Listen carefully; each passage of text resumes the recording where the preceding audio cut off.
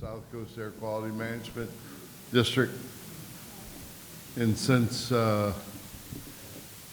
first appointment to this district almost 25 years ago, my priority has been to operate at a local level and to make sure that that the community is properly served. The reason that this hearing was called was I was walking around in my kitchen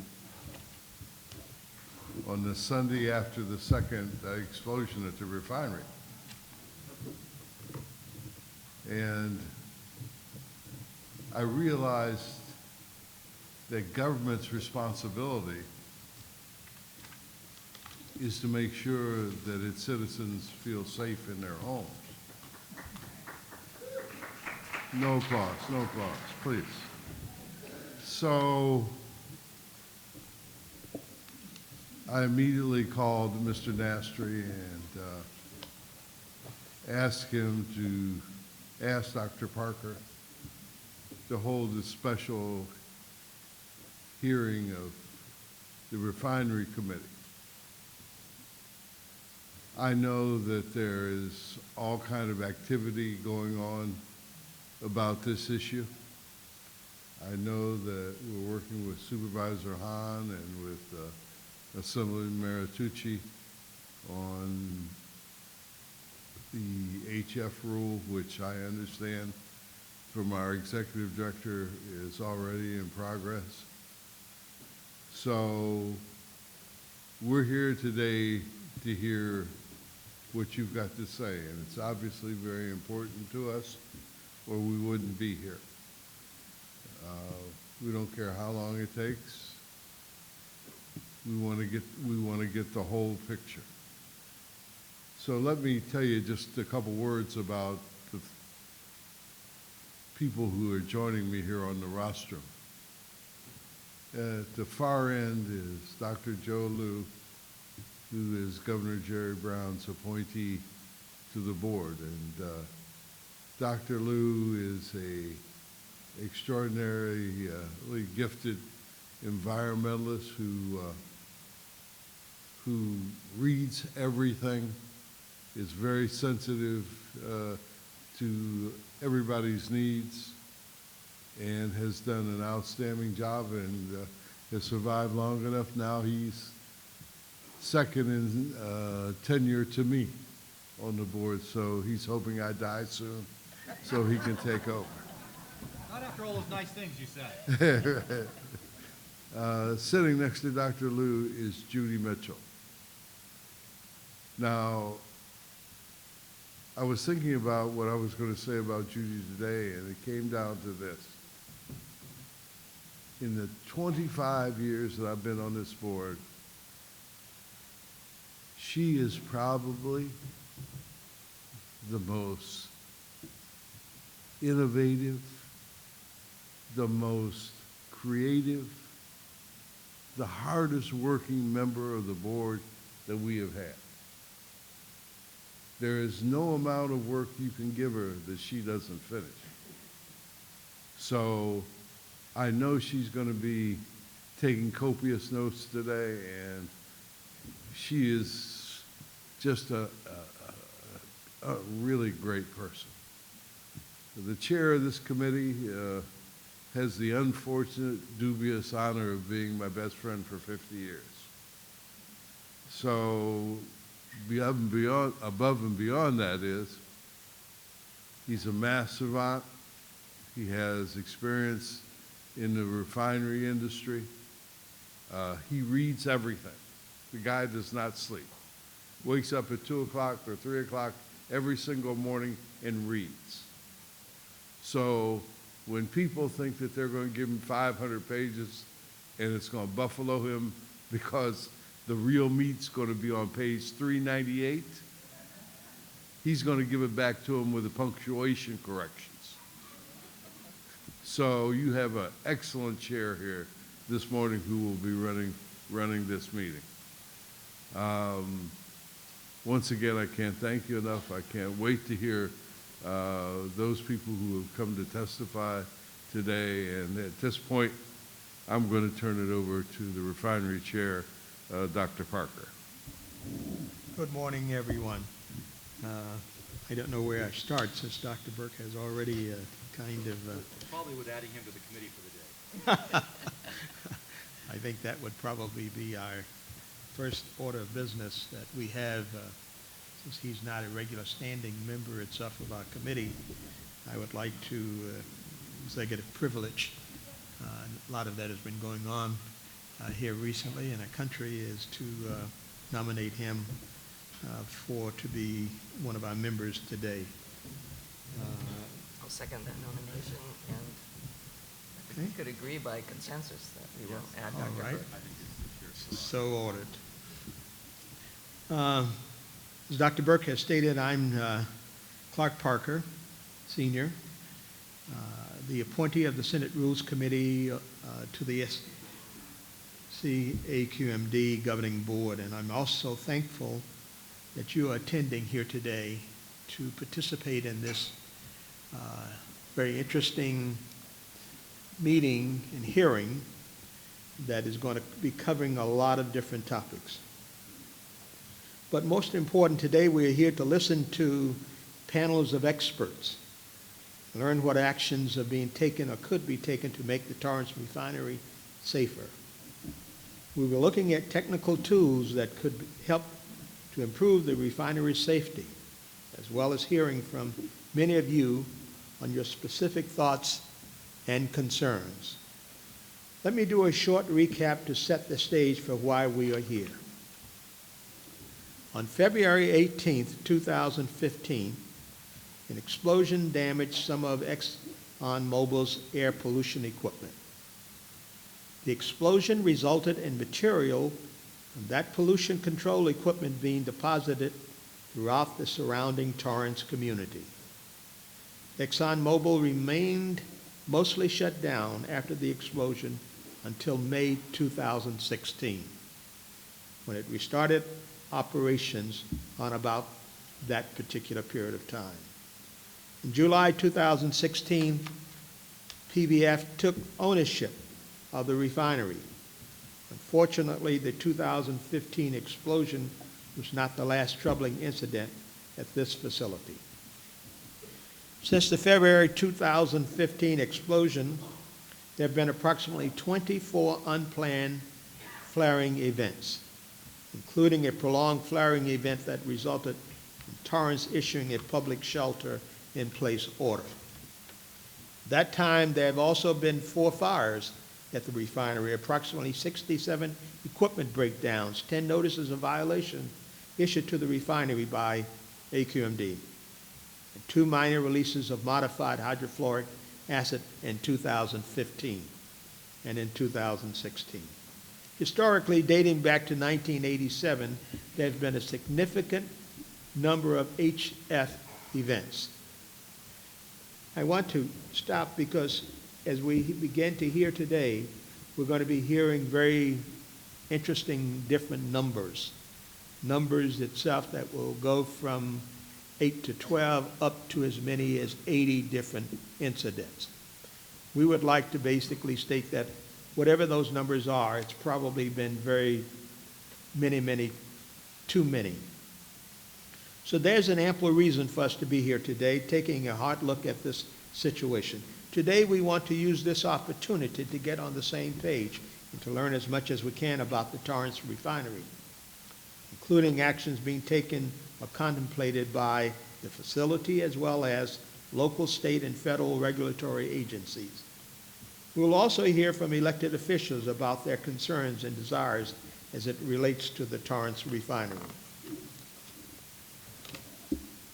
We have a number of speaker panels today, and equally important, there will be an opportunity for you and the general public and as local residents to voice your thoughts and concerns as well.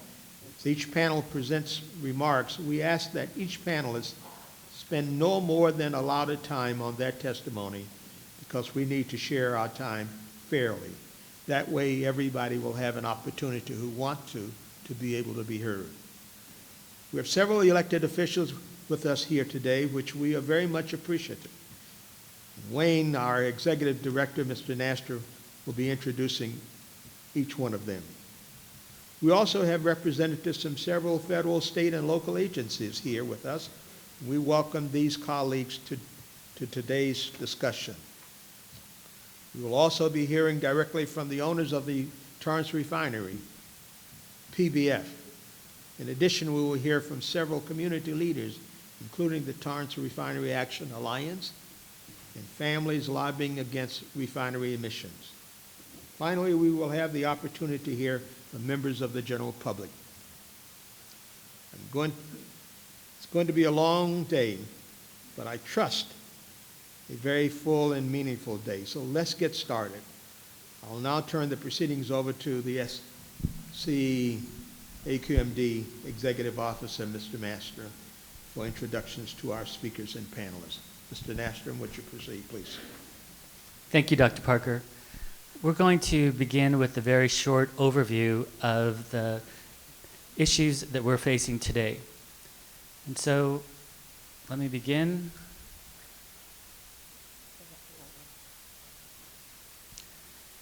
So the Torrance Refinery is a 750-acre facility with 155,000 barrels per day capacity.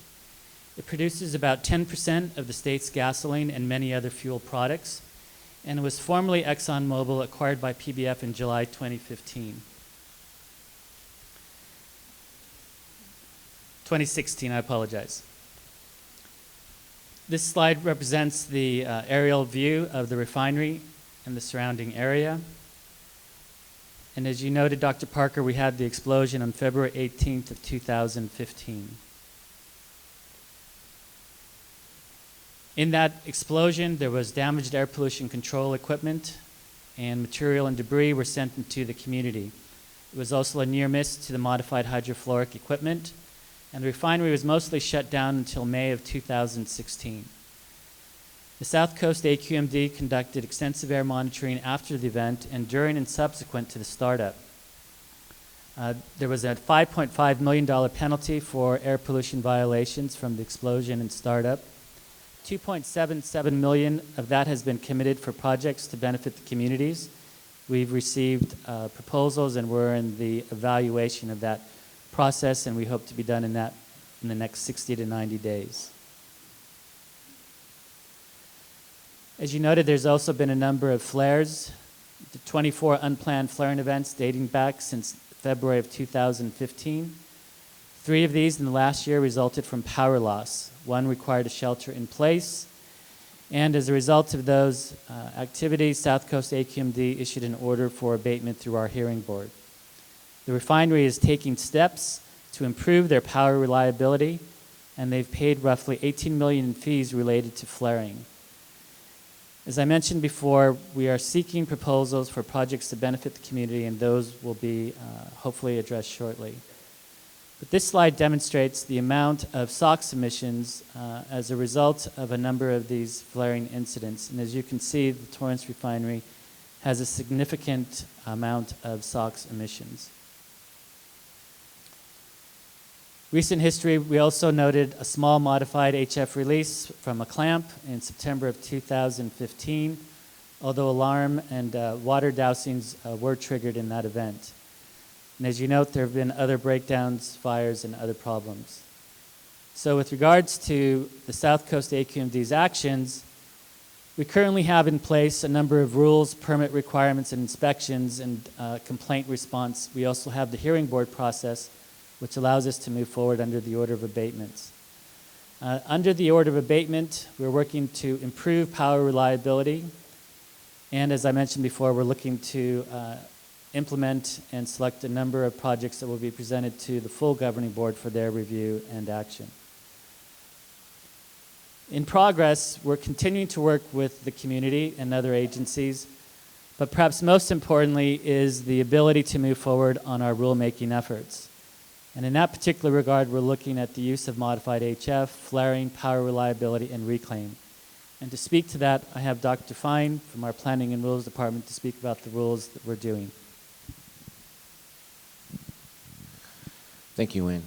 So as Mr. Nastri mentioned, we're kicking off the process now for 4 different rules that will apply not just to the Torrance refinery, but all refineries in the basin.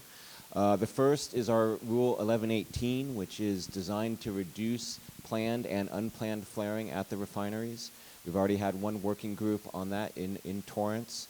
Another rule we're looking at is a new Rule 1180 that will require refineries to install fence line and/or community monitoring to provide information to the community, to us, and to the refinery about their emissions and exposures downwind. We're also, as was mentioned, looking at a new proposed Rule 1410, which is looking to phase out the use of hydrogen fluoride or modified hydrogen fluoride at the refineries. And finally, we're looking at our NOx reclaim program, which will apply to many facilities in the basin, but will affect a lot of the refineries in terms of installing additional control equipment to control nitrogen oxide emissions. Just a little bit about the rulemaking process. The first step in rulemaking is gathering information. So we do that as staff, but we also hold a series of working group meetings that include all stakeholders, including the industry and facilities, environmental groups, community groups, and other agencies, regulatory agencies, and local jurisdictions, cities, and counties. That working group generally would result in some proposed rule language, which goes through a public workshop consultation process where we do take testimony on that rule language.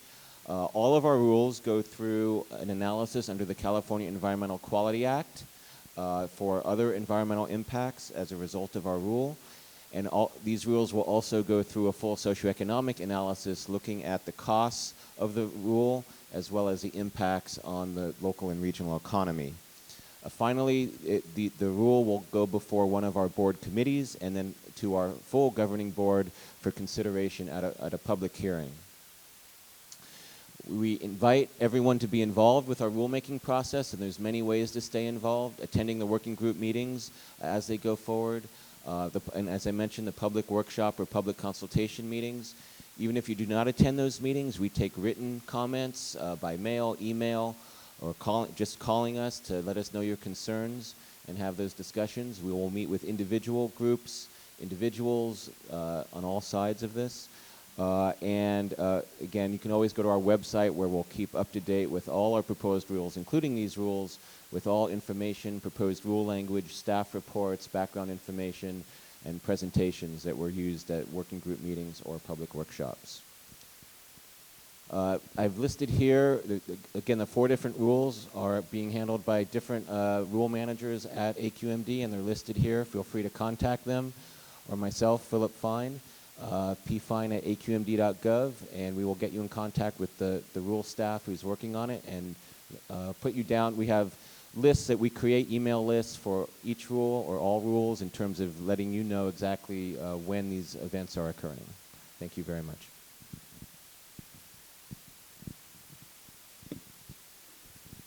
Dr. Parker will now begin the panel discussions, and I'd ask that the elected officials approach the dais, and so that we can begin.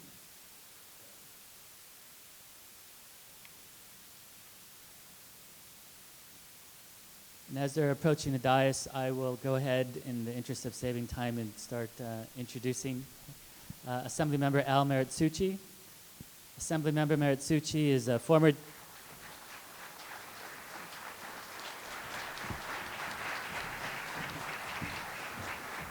Assemblymember Meritsuchi is a former Deputy Attorney General with the California Department of Justice, a former Torrance School Board member, and he currently represents the 66th District, including Torrance and the rest of the South Bay cities.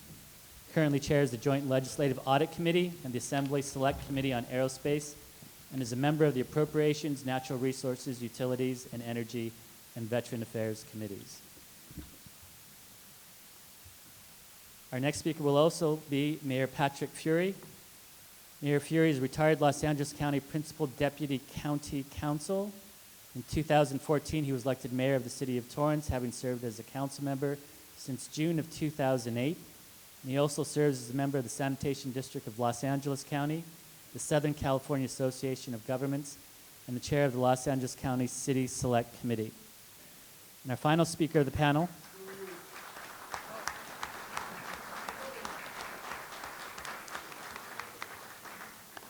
is Supervisor Janice Hahn. Supervisor.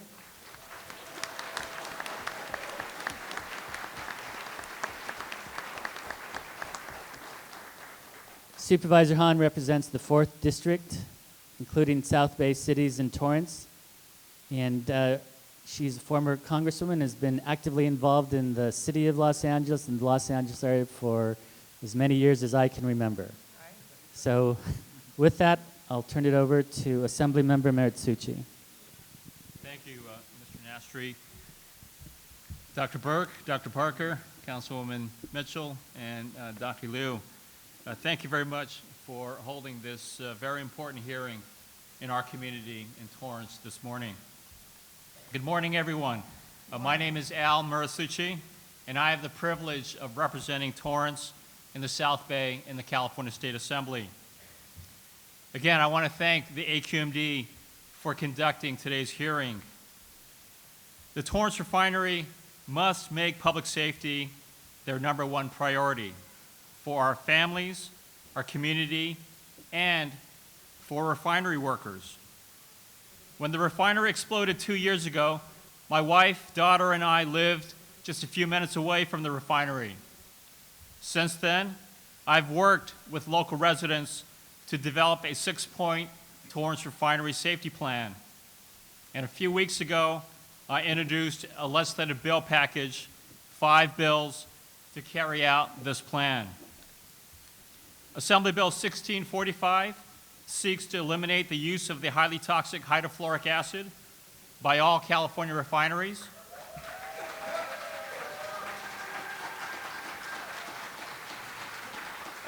Assembly Bill 1646 will require all California refineries to develop a more effective community alert system.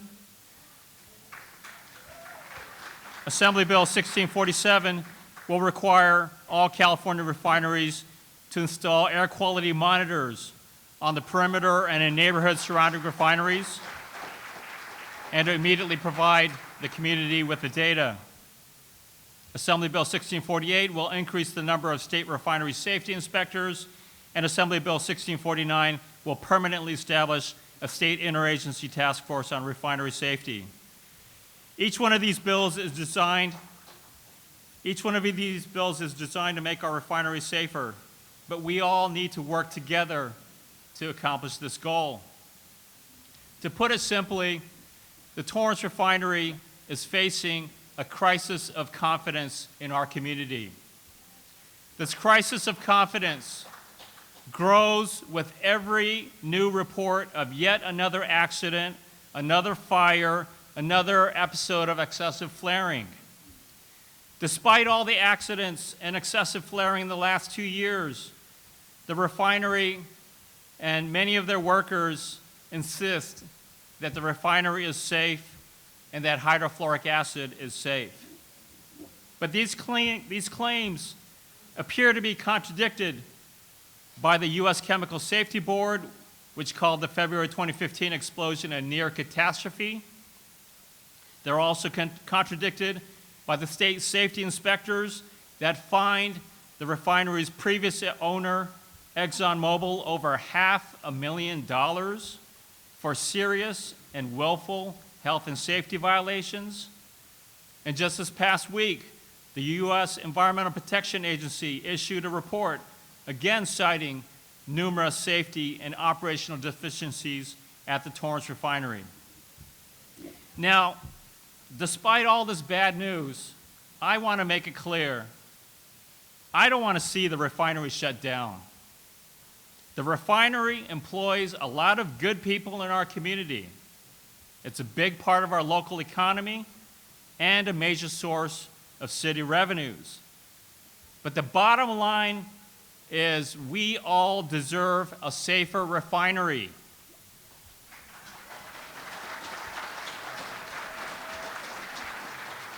So I look forward to working with the AQMD and with everyone here toward this shared goal. Thank you very much.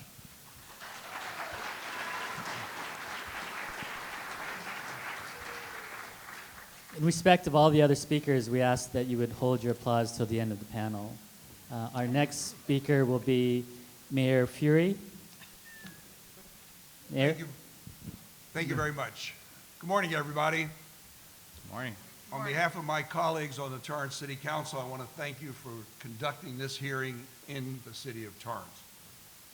As one of the regulatory authorities with special expertise and jurisdictional authority, your thoughtful, unbiased attention to the safety of our community is extremely welcome. On Tuesday, March 28th, the Torrance City Council adopted a comprehensive resolution concerning the safe operation of the Torrance Refinery. As civic leaders, we are keenly aware of the concerns of our community, and we share many of those concerns. On Tuesday night, we welcomed a standing room only crowd. More than 65 speakers shared their views concerning the refinery. Many speakers were Torrance and South Bay residents. Many were representatives of organized labor, along with many Torrance Refinery Company employees, including PBF Western Region President Jeffrey Dill. There were two resolutions under consideration by the City Council that evening. One resolution proposed the phasing out of modified hydrofluoric acid, which failed in a 5-2 vote. The second resolution, a comprehensive resolution, supported the efforts of the stakeholders in ensuring and enhancing the safety of the Torrance Refinery and monitoring of efforts to seek a safer catalyst, which ultimately received unanimous support from the Council. At this time, I'll read into the record Torrance Resolution number 2017-23. A resolution by the Torrance City Council regarding the safety of the Torrance Refinery. Whereas the safety and security of Torrance residents and persons who work in the city is the highest priority for the Torrance City Council, and whereas the Torrance Refinery was established in 1929, and it and its workers make numerous contributions to the local and regional economy, and whereas the Torrance Refinery has experienced several operational challenges since the explosion of February 18, 2015, including excessive flaring, fires, and power interruptions, and whereas the City of Torrance has taken an active role in coordinating efforts by various local, state, and federal regulatory agencies tasked with refinery safety, regulations, and oversight, and whereas the City of Torrance has held several public workshops to educate the community regarding refinery operations and safety, and whereas the City of Torrance submitted a project for the $2.7 million South Coast Air Quality Management District Supplemental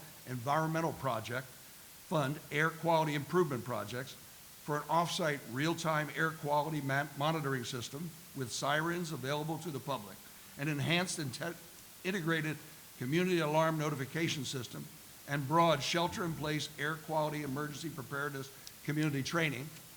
And whereas the City of Torrance holds monthly meetings with representatives of the Torrance Refining Company and Southern California Edison to address electrical reliability concerns, and whereas as part of the California Governor Brown's directive to create refinery emergency preparedness and safety regulations, the Torrance Deputy Fire Chief is serving as the chair of the Interagency Refinery Task Force Training Work Group, while participating on all rulemaking efforts by the California Environmental Protection Agency in developing the California Accidental Release Prevention and the California Department of Industrial Relations Occupational Safety and Health Standards Board for Process Safety Management for Petroleum Refineries, and whereas city staff are members of the SCAQMD Working Group for proposed amending Rule 1118, and will participate in the upcoming Rule 1410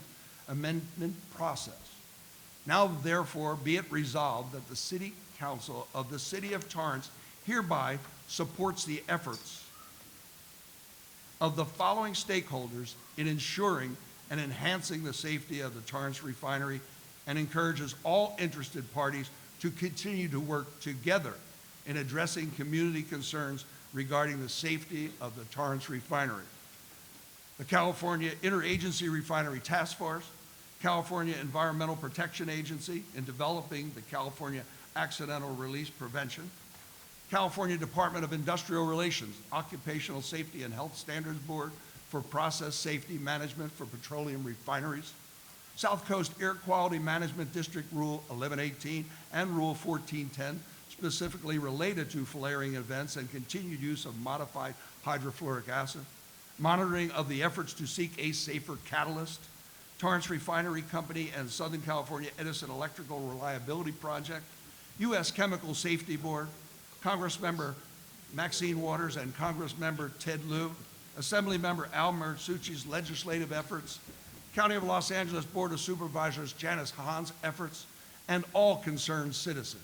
It was introduced, approved, adopted on the 28th day of March 2017. I think that is a comprehensive resolution that addresses all of the concerns of the community, looking at the regulators as the people who will provide us with the guidance we need. On behalf of the Torrance City Council, Would you please hold your comments and applause till he's completed? Thank you. on behalf of the Torrance City Council, a special thank you to the residents of Torrance and the surrounding communities for being respectfully engaged in this important issue. I extend our thanks to the various agencies and stakeholders I just mentioned in the resolution. And finally, thank you once again to the South Coast Air Quality Management District Refinery Committee for conducting this hearing, and we look forward to your findings in support of keeping the Torrance community safe. Thank you very much. Thank you, Mayor. Our next speaker is Supervisor Hahn. Supervisor. Thank you, Wayne and Dr. Burke, Dr. Clark, Dr. Lieu, Councilmember Mitchell. Thank you for holding this very important hearing today here in Torrance. And here's what I would like to say to you this morning. Concern is mounting among Torrance residents near the refinery. Residents, my constituents that I've spoken to, are alarmed about recent fires, excessive flaring, recent power outages, and the continued use of this dangerous modified hydrofluoric acid. There are only 2 refineries in the state of California that use this dangerous chemical: the Torrance Refinery and Valero in Wilmington. Both of these refineries are in my supervisorial district, so I'm taking this very seriously. The dangers this chemical poses to the public are clear and real. It is so dangerous, in fact, that, as you know, the SCAQMD banned the use of hydrofluoric acid in 1990, but the rule was overturned in the courts because of a technicality. A terrible accident or a natural disaster involving this chemical are worst-case scenarios and would result in widespread injuries and possible loss of lives.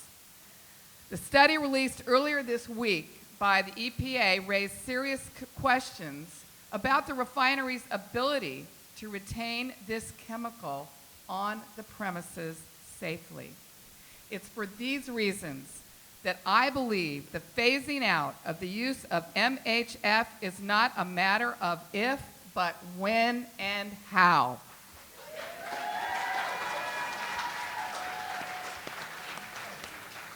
Earlier this month, I presented this problem to my colleagues on the Los Angeles County Board of Supervisors, and the board agreed with my concern and joined me in sending a 5-signature letter to the SCAQMD supporting the proposed rule banning the use of MHF. They also unanimously supported my motion to support Assemblymember Al Marsucci's refinery safety plan legislation, which I believe is a common sense plan to better protect our communities and our workers. And I agree with what everybody has said. The Torrance Refinery is and will be a good source of jobs in our community. And you will hear today from the workers, many of whom are longtime friends of mine and supporters of mine, and they will say that they're concerned that the banning of this chemical will cost them their jobs and a potential shutdown of the refinery. I believe there is no reason that we should not be able to explore options for phasing out the use of MHF while also protecting these very important jobs.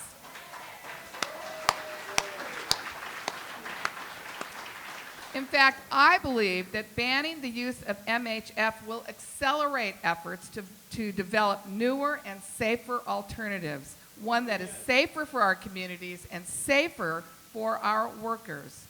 As you said, Dr. Burke, in your opening, the responsibility of the AQMD is to protect the health and the well-being of the public.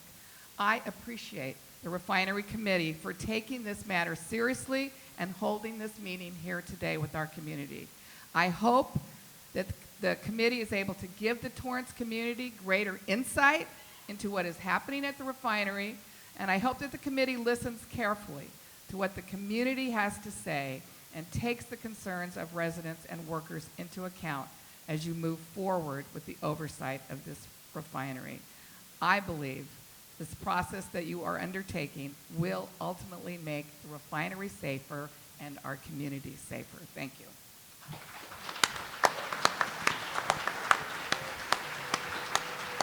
Thank you, Supervisor. Thank you, panelists. We'll now ask our other panelists from the state agency representatives, Mr. Paul Penn and Dr. Michael Benjamin, to approach the dais.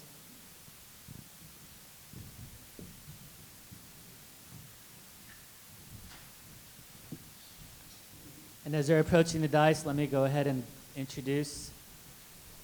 Mr. Paul Penn is the Emergency Management and Refinery Safety Program Manager at Cal EPA, and he's a member of the Interagency Task Force.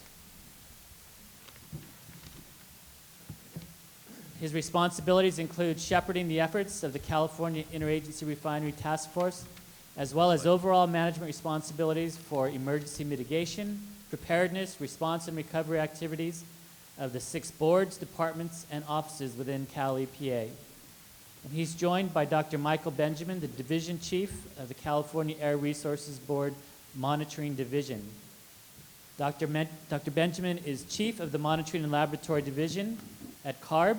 He oversees the Ambient Air Monitoring Network and related programs, including community monitoring studies. Dr. Benjamin joined the Air Resources Board in '93, received his doctorate in Environmental Science and Engineering from UCLA in 1997. And with that, we ask Mr. Penn to go ahead and begin. Good morning, everyone.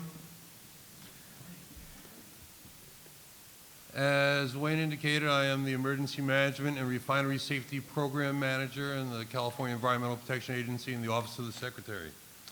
I appreciate the opportunity to present today on the activities of the California Interagency Refinery Task Force that are relevant to today's hearing. My presentation is intended to provide background and describe the activities of the task force and provide context for the speakers that will follow, who will go into greater detail on aspects of the efforts regarding refinery safety. Oh, this is mine. Most people in attendance today are aware of the fire at the Chevron Richmond Refinery in August of 2012. And Wayne Keno from the Bay Area, AQMD, will be going into more detail on that. That refinery has been in operations for over 100 years, and like all refineries, has had its share of mishaps, including some very serious incidents.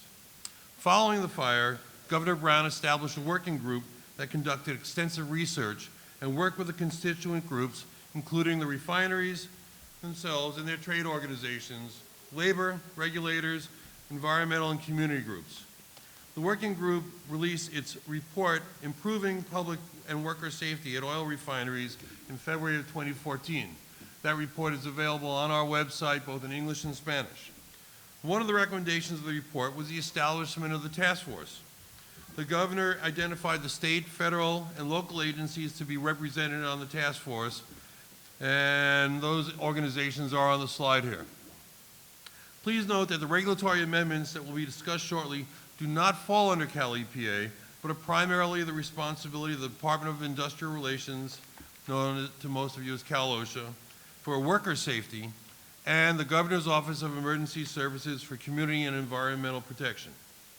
Cal EPA's role is to shepherd the efforts and to keep the activities on track. The working group's report provides a basic work plan of the task force. This very busy slide is intentionally busy because it provides an overview of the work of the Interagency Refinery Task Force and its member agencies. I will deconstruct this visual in the following slides. Before moving on, it's important to articulate some of the following points.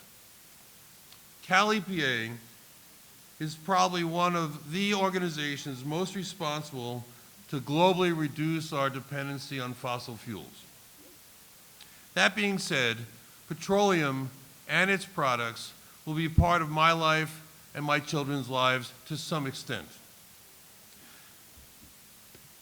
Governor Brown tasked our task force to ensure that refineries that turn crude into the 14.5 billion gallons of gasoline that are used in California each year are operated safely and effectively.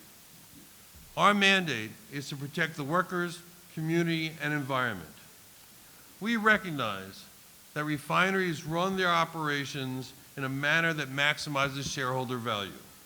These are major employers and contribute in many ways to the economies of refinery communities. I agree, I'm out with you. And we want them to thrive. It is the mandate of the task force to ensure that lessons learned and best practices, really didn't like my talk, are appropriately implemented statewide so that refineries are as safe as possible for their workers and local communities, and that when incidents do occur, the refineries and communities are prepared to respond rapidly and efficiently. It is important to note that petroleum is a highly complex, inherently hazardous, and that major efforts are necessary within the refineries to maintain production. All the refineries have significant safety programs, but the governor believes that we can do better. This excerpt from the governor's report highlights some of the key challenges facing refinery safety and that of all high hazard facilities. Remember, it is not only refineries that engage in high hazard activities in this state, okay? These are highly complex, they are aging, the training issues, all these things contribute, and these are ongoing. The primary focus of the task force to date has been the development of the safety and prevention amendments to the OSHA Process Safety Management Program, known as PSM, and the California Accidental Release Prevention Program, known as CalARP, that have already been referred to today. Both are California programs implementing federal regulations. It is widely acknowledged that mitigation through safety and prevention is the best investment of resources. I'd like to take a moment to place the safety and prevention efforts into context. In 1998, Contra Costa County, home of four of California's refineries, including the Chevron Richmond refinery within the city of Richmond, adopted the Industrial Safety Ordinance, or ISO. The ISO, back up, okay.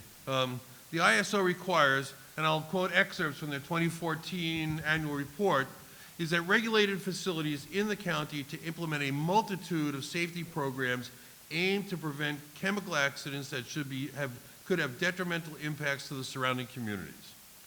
The requirements of the ISO are some of the most stringent in the United States, if not the world. Additionally, the Industrial Safety Ordinance is mandated to include participation of all stakeholders, including industries, agencies, elected officials, and the public at large. Further, over a 15-year period, there has been a trend of fewer and less severe major chemical accidents or releases incidents in the county since the adoption of the ordinance. So there's not grass growing in the streets of Contra Costa County these days. The ISO thus became the basis of the efforts to strengthen and align the PSM and CalARP regulations. Strengthen and align are significant to the entire safety and prevention process. The PSM is entirely worker safety based, and the CalARP focuses on community and environmental safety, are very similar but vary enough to take extra effort for refineries to comply with the different provisions. The proposed amendments are over 95% alike, which allows refineries to put their efforts into implementing the safety and prevention measures and be compliant. There are provisions that are unique to each set of amendments, such as public reporting of indicators in the CalARP. The Safety and Prevention Work Group has spent countless hours in that strengthening and aligning process. They looked to what worked in Contra Costa County, lessons learned not only from the Chevron Richmond incident, but other events globally, including the February 2015 explosion at the ExxonMobil refinery here in Torrance, and recommendations from experts such as the Center for Chemical Process Safety and the U.S. Chemical Safety Board. They have also had multiple public hearings around the state and 2 formal hearings and received written and verbal comments on 2 drafts. The safety and prevention amendments were entered into the formal rulemaking process on July 15th of last year to the Office of Administrative Law and have gone through 2 comment periods. The amendments are anticipated to be finalized by July of this year. Some of the elements are listed on the table on the right of the slide and represent enhanced and new elements for safety and prevention to be implemented statewide. One notable benefit of the ongoing efforts that has already been realized is the coordination of training, inspections, and enforcement among task force member organizations, including those agencies present today. The Governor's Working Group also conducted a deep dive into the disconnects that occurred during the emergency response at the Chevron Richmond fire. While implementation of the safety and prevention amendments are anticipated to reduce the frequency and magnitude of events, refining is inherently hazardous. There will be incidents whenever there are people and chemicals. The Emergency Preparedness and Response Amendments are part of the CalARP program, not the PSM. These amendments will consist of 2 parts, one for the refineries and the other for the Certified Unified Program Agencies, or CUPAs, that locally implement hazardous materials and waste regulations. In Torrance, the CUPA is Los Angeles County Fire Health Hazmat Division, with portions undertaken by Torrance Fire Department serving as a participating agency. Both will be presenting today. I will limit my remarks to the CalARP proposed regulations. The Governor's report identified a number of shortfalls during the Chevron Richmond incident. These are bulleted on the slides. To address those items, a team of task force members tackled and reviewed proposed language. The efforts to craft this package has fallen primarily to Cal EPA. Some highlights include the requirement to establish zones for conducting outreach, notification, and monitoring within potentially impacted areas. In addition, there are provisions to require adequate equipment and trained responders, use of the incident command system, interoperability, that is the ability of different organizations to communicate generally through radio and other means, and to challenge and validate capability and capacity through regular drills and exercises. In developing these amendments, there were a number of meetings with regulators, refineries, labor, environmental, and community groups. While we would prefer to move both the safety and prevention package and the emergency preparedness and response package amendments through the rulemaking process concurrently, it was necessary to initiate the larger, more complex safety and prevention amendments first, and then tackle the remaining emergency regs. I know 2 documents that will be released which I believe will have global impact shortly after publication. One is a project of the California Air Resources Board and the air districts with refineries in their jurisdiction, including South Coast SCAQMD. Dr. Michael Benjamin, to my left from ARB, will go into more detail on this project later in the agenda. The other is an analysis of refinery chemical emissions and health effects by the Office of Environmental Health Hazardous Assessment, one of the Cal EPA's boards, departments, and offices. This document is the only one of which I am aware that in one place looks at what chemicals are being emanated from the refinery, where in the refinery those chemicals originate, and how those chemicals can harm workers in the community. In developing the governor's report, the concern for offsite consequence was never far from the thoughts of the working group, and that is shared by the task force. Cal EPA is deeply invested in addressing environmental justice issues, and the efforts of the task force reflect those concerns. As demonstrated by the number of community members here today, there is appropriate interest and justifiable concern about what might happen within the refinery to impact the community, the workers, and the environment. We want to ensure that the community is involved and engaged in all these processes. One method has been to hold safety forums on various refinery-related topics. Other efforts involve engaging directly with local organizations and community environmental groups and community emergency response teams. As I'm sure you're grateful, as I move toward the end of my comments, I offer to paraphrase from the intended outcomes from the governor's report. I believe that we have made significant progress, but there is still and always will be more to be done. I trust my presentation and remarks have provided information and perspective regarding the activities of the task force and its member organizations, and then I'll turn it over to Dr. Benjamin.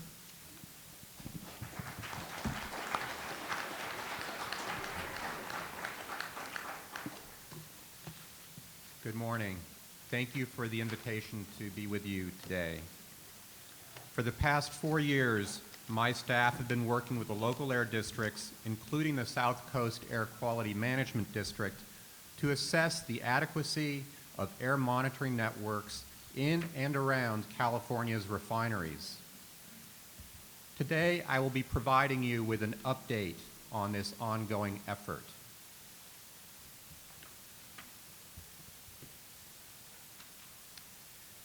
As Paul Penn noted in his presentation, the Chevron refinery that occurred in August of 2012 in the Bay Area triggered concerns about the safety of California's refineries, including the adequacy of their air monitoring systems and emergency response functions. In 2013, the governor created the Interagency Refinery Task Force, or IRTF, to review these concerns and to take appropriate steps to address them. As part of this effort, the Air Resources Board and the California Air Pollution Control Officers Association, or CAPCOA, which represents the 35 local air districts in California, agreed to conduct a joint assessment of the air monitoring and emergency response capabilities at the 15 major refineries in California. The results of this assessment are being released to the public through a series of reports available on the ARB website, as well as through community meetings organized by the IRTF in locations across the state.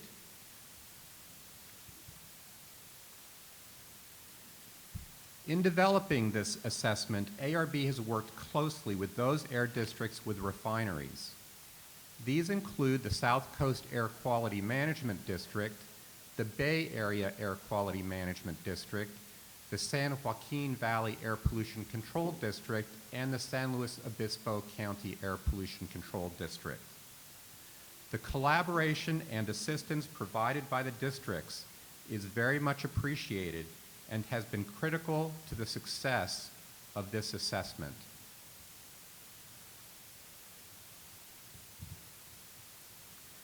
In July of 2013, ARB and CAPCOA released a project plan which defined 4 key objectives that would be addressed by the overall refinery assessment project. The first was an inventory of existing air monitoring and emergency response capabilities at the 15 major refineries, as well as at the air districts and local responders with oversight responsibilities. Results of this first phase of the assessment were released to the public in May of 2015. Much of what I will share with you today comes from that May 2015 report. The second objective was to identify gaps in refinery, air district, and local responder capabilities and to develop specific recommendations for how those deficiencies could be addressed, as well as how much it might cost. We are in the process of finalizing the second report and expect to share a draft for public review and comment by the end of this month.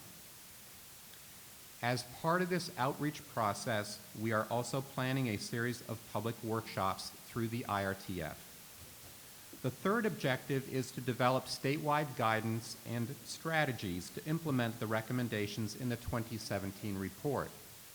We expect to complete this objective in the 2017-2018 timeframe. The final objective of this project is to ensure the statewide guidance and mitigation strategies are effectively implemented through ongoing coordination and training amongst responsible agencies.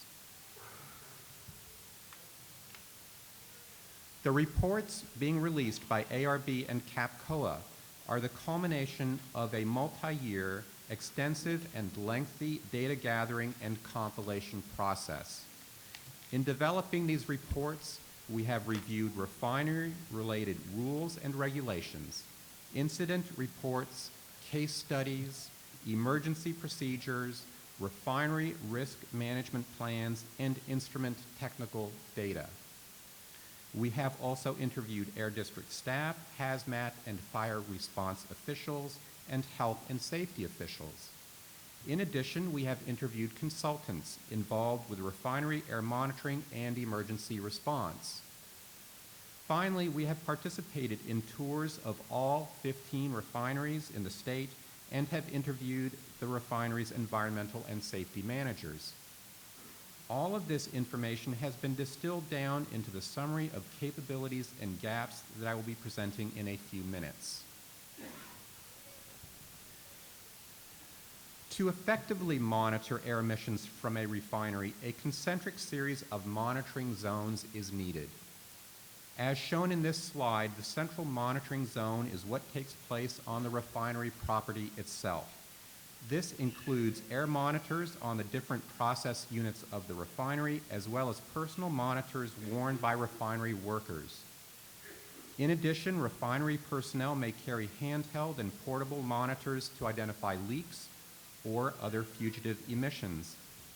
Moving to the perimeter of the refinery property, fence line monitors are used to identify and measure air releases that may impact neighboring communities. Finally, networks of community monitors surrounding the refinery are useful in helping to assess what nearby residents are actually being exposed to. These community monitors ranged from fixed regulatory monitors, typically operated by the local air district, to vehicle-mounted instruments and labs that are generally deployed by first responders as well as the air district personnel. This slide provides examples of the types of instruments that would be deployed in the different monitoring zones. As shown by the dashed red line, the process unit monitors, personal and handheld monitors, and fence line monitors are typically deployed by refinery personnel within or on the edge of the refinery property. Moving to the bottom of the slide, the hazmat vehicles, mobile labs, and community monitors encompassed by the dashed yellow line may be deployed by the refinery staff, first responders, or air district staff in surrounding communities. The air monitoring stations shown in the lower right are typically long-term fixed sites maintained and operated by the local air districts.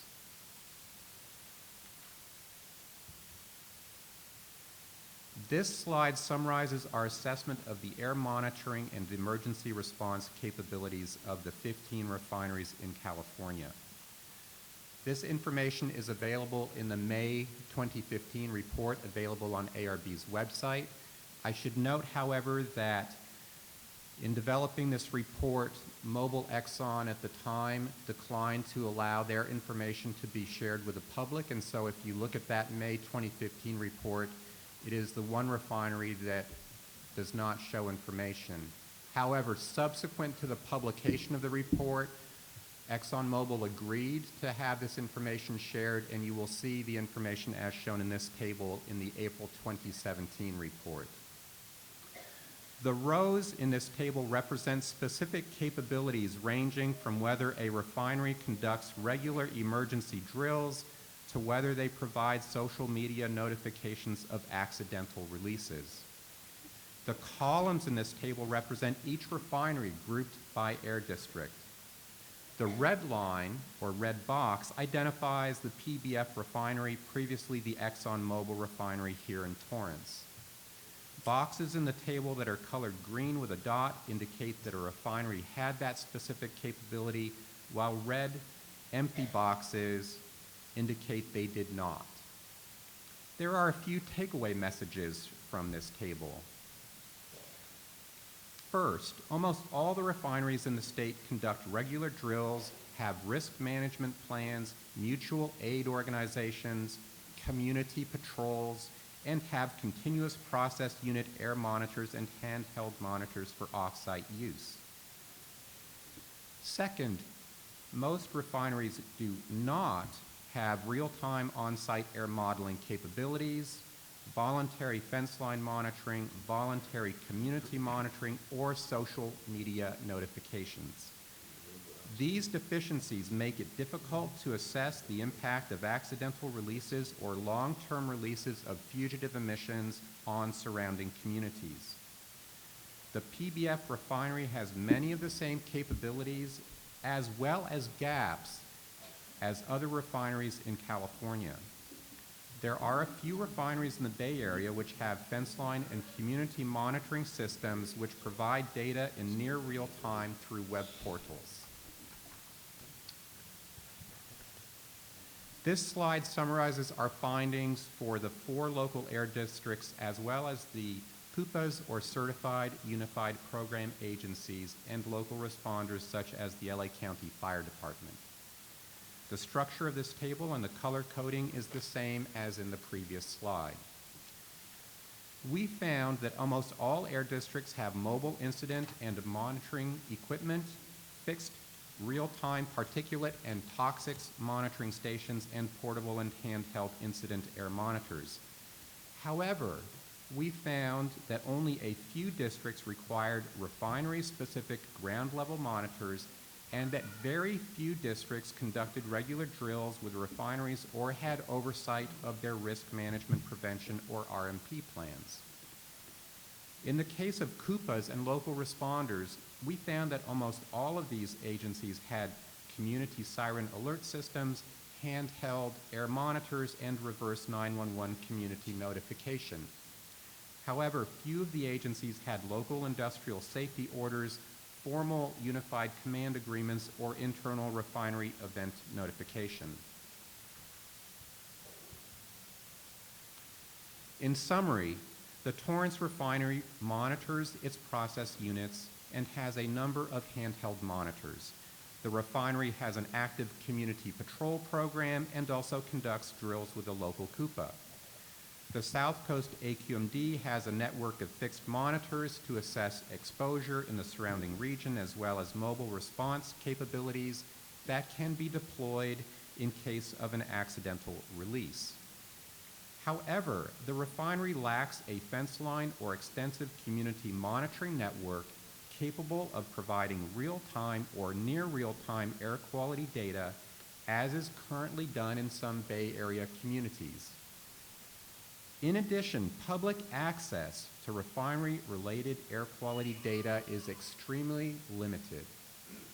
Finally, although the South Coast AQMD has air dispersion modeling resources, the refinery itself does not have on-site modeling capabilities in order to assess potential impacts of accidental releases.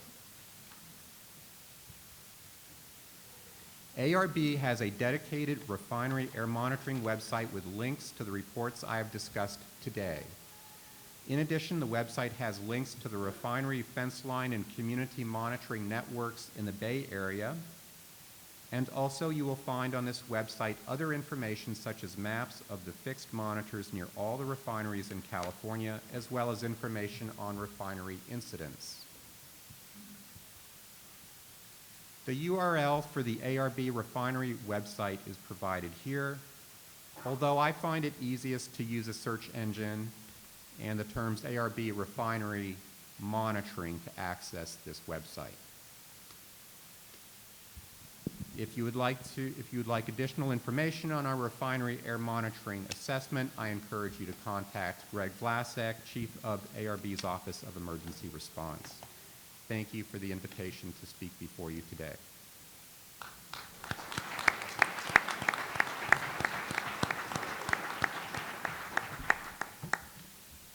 Dr. Parker, if the panel has any questions, otherwise we can pull together the next panel. Any questions from any of the panel members? Just Mrs. Mitchell, I think, has a question. And Dr. Parker, as Councilman Mitchell is looking for a question, I can assure you that Dr. Benjamin has opened our eyes with regards to some of the needs that we need to do. And so for the ground level monitors, I know that's something that we'll be addressing in our upcoming rule process. But as far as the regular drills and exercises, that's something that we will also move very aggressively forward. So we definitely appreciate both Paul and Michael's comments in that regard. Thank you. Hassan? Thank you. This is for you, Mr. Penn. It involves one of your slides where you talk about community outreach and involvement. And your slide does say there should be an easy mechanism for community participation in emergency planning and preparedness. And I'm wondering what the mechanism is to implement that. Is there an agency responsible for, is your agency, Cal EPA, involved in that? Or how does that actually get done? That quote is from the governor's report, and one of the things that we've done throughout the state in areas that have refineries is to hold those safety forums where we address these issues and talk about what efforts are going on, how the community can integrate specifically both locally and the statewide level. So that, and then we also work with local organizations, less down here in the Southland, but more working with established chemical safety days and safety summits through the Northern California, through their care organizations. But because we don't own the regs themselves, basically what we do is provide a conduit and provide direction on how the community can engage specifically on this.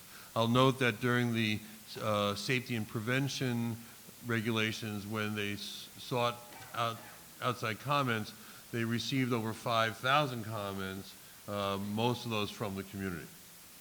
So the community here that has these concerns could reach out to Cal EPA and you would help them implement this kind of safety program? Absolutely, and we work very closely with Torrance Fire and LA County Fire Health Hazmat and all the other, and the AQMD here, and I've spent quite a bit of time down here in Torrance holding meetings, both public meetings and with the individual agencies. Great, thank you so much. Any other questions? Yes, I have a question. Do you have specific rules dealing with HF or modified HF versus that of sulfuric? We have acid? rules, did you say? Do you have safety measures themselves that have basically been? Not specifically for HF. And again, we don't own these regs specifically, but there are no regs, to my knowledge, that deal specifically with hydrofluoric acid. Okay. Any further questions from anyone else? I think that's it. Thank you very much for coming today. Thank you. Thank you, Paul. Thank you, Michael. Our next panelists will be the federal and the air district representatives. So I'd like to ask Dan Meir, Wayne Keno, Laki Tisopoulos, and Glenn Jenkins, a separate consultant, to approach the dais. And in the meantime, I will make introductions. It's my great pleasure to introduce Dan Meir. He's the Assistant Director of the Superfund Division in US EPA Region 9 in their San Francisco office. Dan's responsible for emergency response and removal programs under the Comprehensive Environmental Response Compensation and Liability Act, as well as the National Oil Hazardous Substance Pollution Control Contingency Plan. He's responsible for emergency preparedness and prevention programs under CERCLA, the Emergency Planning and Community Right to Know Act, EPCRA, as well as the Clean Air Act. In addition, we have Wayne Kino, is the Director of Compliance and Enforcement for the Bay Area Air Quality Management District.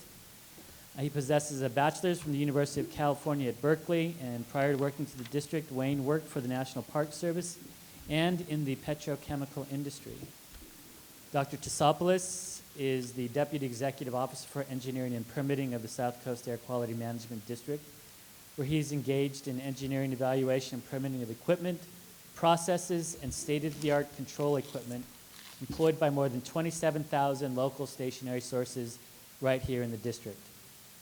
Dr. Tsopoulos holds a doctorate and master's degree in chemical engineering from the University of Southern California and is a professional engineer in the state of California.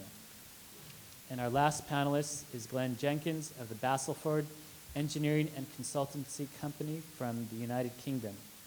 He's worked within the refining sector for 17 years across the globe and in many different roles, from engineering projects, maintenance, reliability, and operational management. He's been an engineer for 24 years, has a bachelor's in electrical and electronic engineering, as well as a master's in electrical power distribution. And he's the founder and owner of Basselford Engineering Consultancy, based in the United Kingdom. And so with that, I'd like to turn it over to Dan Muir. Thank you, Wayne. Good morning. Thanks, everybody, for taking the time on a Saturday to come out for this important hearing. A quick question before I get into my presentation. Could I have a show of hands of people that saw the EPA presentation in mid-September in Torrance? Okay, a few of you. Just to give you a sense of where I sit in the EPA food chain, at that presentation, my boss, Enrique Manzanilla, who's the director of the Superfund division, came down, and Kay Lawrence, who reports to me in my branch, came down and presented on the risk management program in the Clean Air Act. And at that time, we said that we would come back to the community when we had more information to present, and that is what I am prepared to do this morning. I have a couple of colleagues here that I'd like to introduce so that you know who they are. If Nahal Mogharabi could stand up, is our public information officer over on the right. And Greg Baisley, if you could stand up, is an inspector that we've brought down from our Denver office, Region 8, who will be based in Southern California and will be working on these programs. And I should say that we have a fact sheet that's available outside on the table that summarizes some of the findings that I'm going to describe this morning. So as many of you know, we did a number of inspections excuse me, in 2016 at the Torrance Refinery.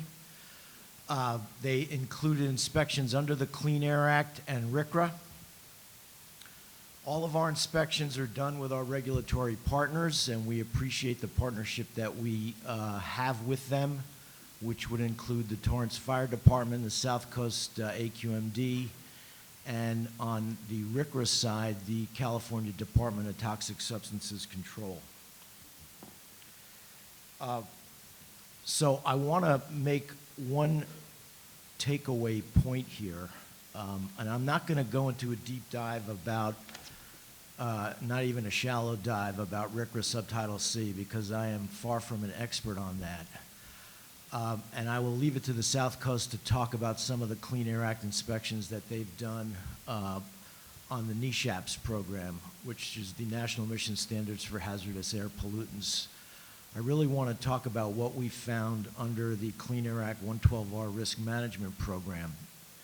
And I want to make the point that EPA is in a very early phase of our evaluation and our compliance process. We viewed, I think, 5,000 pages of information leading up to the inspection and subsequently.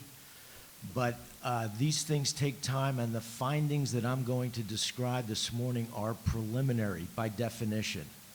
And I've seen some media reports that describe what we released on Monday of this week as an inspection report. I want to make it clear it is not an inspection report. It is a notice of findings to the company of our preliminary findings based on that inspection. There is a separate document that is an inspection report that we hope to make public at some point, but that will entail a discussion with the company about what potentially confidential business information is included in that report. And so if there's one takeaway that you could walk away from my presentation, it would be that we are in a very preliminary stage of our evaluation. It's not often that we release a notice of finding letter on Monday and testify about it on the following Saturday. That's sort of not the way we normally do business, but I think it's fair to say this is not a normal situation. So, and again, the programs that were included were the 112R program, RCRA, and the Clean Air Act NESHAPs. And again, I'm going to focus mainly on the Clean Air Act 112R. So,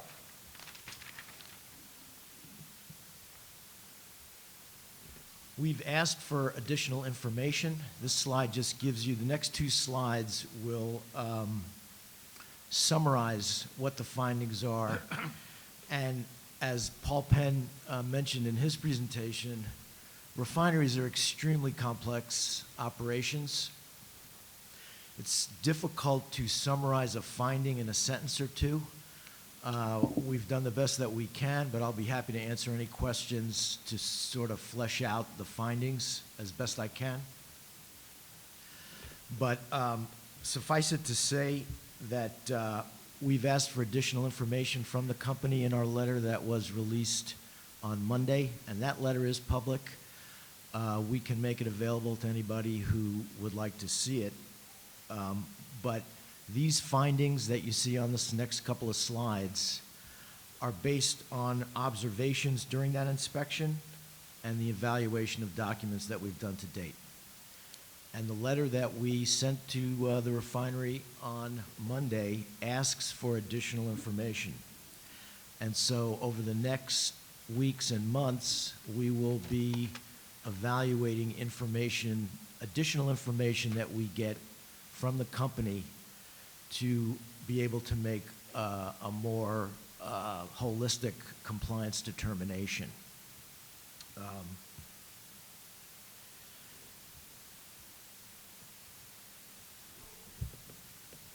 We did, I won't sort of pretend that we didn't find some issues with the refinery. I mean, clearly, if you, the letter that we sent, I think, speaks for itself. There are some issues that we've identified, but again, we may change our minds based on what the refinery comes back to us with. We based our preliminary determination on what we saw at the inspection, and again, the material that we evaluated. I will say I have great confidence in our inspectors, and I do believe that there are some issues that the refinery needs to address. But again, as this compliance process unfolds, that's when we will have a back and forth with the refinery. We'll be meeting with them on multiple times, and at some point in the future, we'll make a final compliance determination.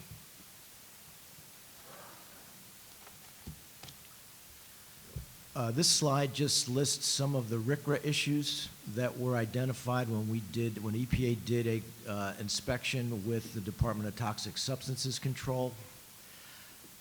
Again, I'm far from a RCRA expert, but and we have asked DTSC to take the lead on any further compliance process with the Torrance Refinery as it relates to the RCRA findings.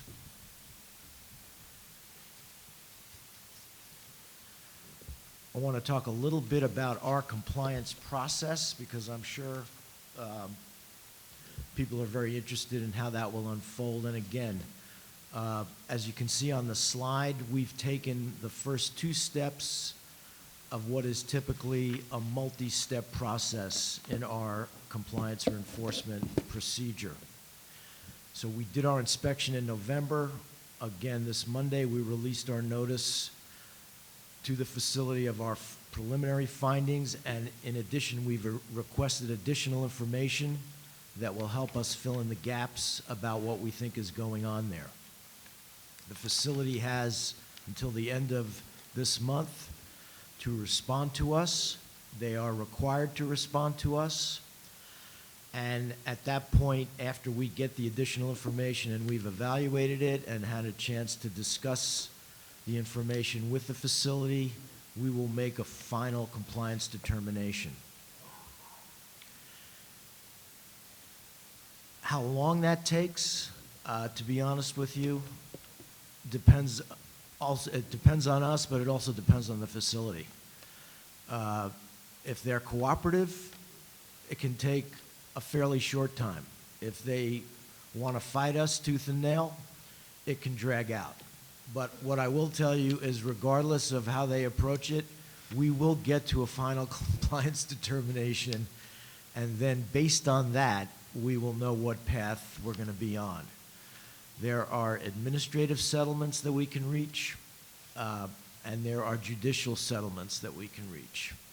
Typically, if the issues are serious and sort of corporate-wide, we tend to refer cases to the Department of Justice and take, and if necessary, if we can't reach a settlement judicially, we end up in federal court. I sincerely hope that we don't have to do that because that takes a long time. And it's a drawn-out process and people get impatient, and we prefer to handle these things administratively whenever we can and to reach a settlement that serves everybody's interests. And we've got many stakeholders in that process. And so it's not just the refinery and the community, but it's the other regulatory partners. It's a whole host of interested parties that we take into account when we try to reach settlements with companies. And so, again, one of the main takeaways is that EPA is very early in our compliance process, and I would ask for patience from everyone as we move through this process. Here are some contacts. Again, my contact information, Catherine Lawrence, who reports to me in my branch at EPA. Andrew Hemlinger is our attorney who has been working with us on this case. I really do appreciate the time and the opportunity to discuss the case with you, and I'll be happy to take some questions. Well, I have a couple of questions looking at a couple of your slides. I note in the one on RCRA hazardous waste, storage afloat from the gas flotation unit in an in-ground concrete pit without a permit. I mean, this is, I assume you're saying that you've already verified there was no permit in order to basically store this waste material in this concrete permit? That's my understanding. But again, we did that inspection with the Department of Toxic Substances Control that has the primary, they're sort of the primary authority for that aspect of the RCRA program. But yes, our understanding is they did not have a permit for that, and that was a deficiency that we noted. Okay. I'm quite sure some of my other colleagues may have questions as well. Right. You note in your preliminary findings that there are certain deficiencies in equipment. Could you elaborate on that? What kind of equipment? How dangerous is that equipment? What should there be an immediate response to that, or how should that be handled? Yeah. Some of the safety equipment that we noted as deficient were some of the valving, and we looked mainly at the alkylation, the HF alkylation unit in this November inspection. We noticed that some of the equipment that was designed to mitigate any releases was some of the procedurally, they did not appear to be following their internal procedures. Some of the valving we saw some problems with. But again, I want to stress that these are preliminary findings. And the reason that we asked for additional information is because we need to evaluate that, do a little more in-depth analysis of that. Because I think the concern from here would be what kind of immediate threat do those present? Should there be any action on the part of AQMD pending your further review and inspection of this equipment? That would be my reaction immediately. We actually hope that the refinery takes our preliminary findings and takes some immediate steps to address some of the things that we found. And in the past, we've found that when we come in and do an inspection and we observe certain things, oftentimes the refinery will take immediate steps. And so that's certainly what we're hoping happens here.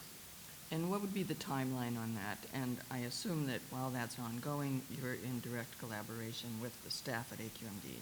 So what would be your timeline on that? Our timeline for the refinery to take those steps? Yes. You know, that's hard for me to say because to some extent, it's up to the refinery.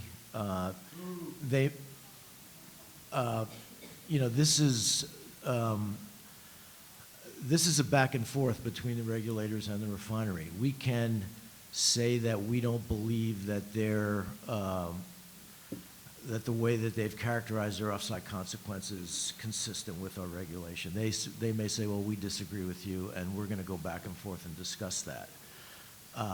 We would hope, again, that if there are sort of low-hanging fruit that the refinery, steps that they can take immediately to better ensure safety, that they would do that, because it makes sense from a corporate standpoint, good governance standpoint, community relations standpoint, all those areas.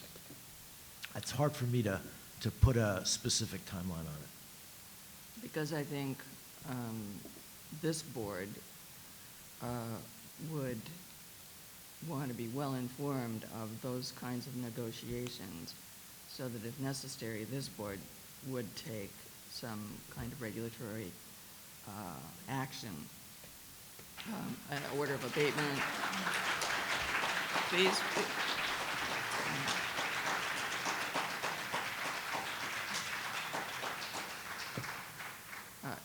Until the corrections are made. You know, I'd just like to ask the people in the audience to not applaud and to please be respectful of all of our commenters as well. I think that's an important part of any process, that we respect each other's opinions and we do not yell out from the audience, and please be respectful of everybody that's here. So what I'm asking is, I want that collaboration and and also feedback from our staff to this committee and to our board on what is the status of those negotiations. There's some other, go ahead, you were going to respond to that. No, I certainly can commit to a close partnership with the AQMD as we proceed on our enforcement process. You know, they were with us at the inspection, and we certainly want to work closely with the AQMD. You know, we can't sort of litigate the process in public, or, you know, there are certain restrictions that we have in terms of how we proceed down the federal enforcement, but we certainly can commit to a close and continuing partnership with AQMD. So some of the other failures that you've noticed in your preliminary findings in this letter was a failure of the refinery to conduct adequate oversight. And this is more of a nebulous kind of thing. It isn't a piece of equipment you can point to and say this is a failure. Oversight is more of a managerial function. And let me ask you how you will approach that as you conduct your further investigation. Yeah. So part of the requirement under the Clean Air Act 112R is there is what's known as the General Duty Clause, which requires a company to operate safely. One of the things that we noted in our inspection and our evaluation was that there did not appear to be a good management system in place to do the oversight. In other words, it appeared that when PBF took over the refinery from ExxonMobil, they took some of the management positions, they added some. It didn't seem that the people that we talked to were really clear on how that management and chain of command should work. And this is a complicated area because it's not like you have a number, you haven't met it, and you're in violation. It's a much more nuanced type of analysis. And as we talk with the company and understand a little bit more about their management structure, I think we're going to be able to point out to them where they need to have a more direct line of communication between the management and the refinery staff. And that's something that we look at closely because the management of the refinery safely, it flows from the top down. And so if there is not a good management structure in place, that can lead to problems. And do you have any estimate of the timeline on that kind of a process? Again, I really do hesitate to commit to a specific timeline because I don't know how much information we're going to get back to our information request. I think at the end of April, early May, we're going to have a much better sense of that. And I would be happy to come back and provide additional information at that time. That would be very helpful. And also direct our staff, and your staff, of course, to be working with our staff, but also our staff to be reporting to this board on a regular basis on the progress of those kinds of discussions with the refinery. Thank you, Councilmember. We will continue to work with our federal, state, and local partners and continue to work with PBF and report back to you on the progress. Let me just assure you that where we have authority and where we see the ability to take action, we'll take action quickly and keep the board fully apprised, and that's our intention. As I mentioned in the previous panel, there are things that we learned. We're continuing to learn, and I know that's the function of today's hearing. And I would just extend that request for all of the preliminary findings that are in this report, and I assume that as you continue your investigation, there will be additional findings. So I think it's very important that continue to work together, work with the refinery on those, and keep this board, this committee, and the board informed of the progress of those discussions. I have nothing further. Dr. Burke? I'm not clear on the process. You released to the public a report that said there are deficiencies in the refinery. And then you say, we're going to talk to the refinery, we're going to refine that report, and we don't know how much of that report will be released to the public. I don't understand what that means. Oh, I'm sorry. Let me try to explain. So we did our inspection. We reviewed a significant amount of material. We have released our preliminary findings. That was in our letter that outline what we believe are deficiencies, violations of the Clean Air Act 112R.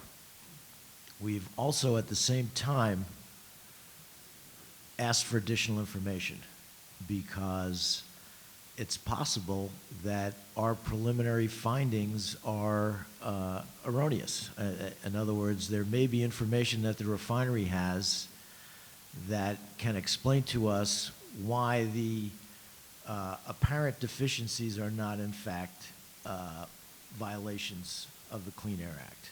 And so that's kind of where we're at right now, is we have asked for additional information, and then we will engage the refinery in that discussion to make sure that when we come out with our final determination, we're pretty darn sure about where we're at in terms of their compliance status.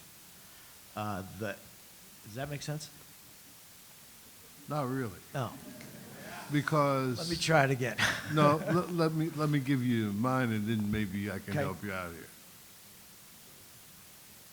I don't think it's, personally, I don't think it's fair to the public or to the institution that's being investigated here to give out findings that you say may or may not be correct.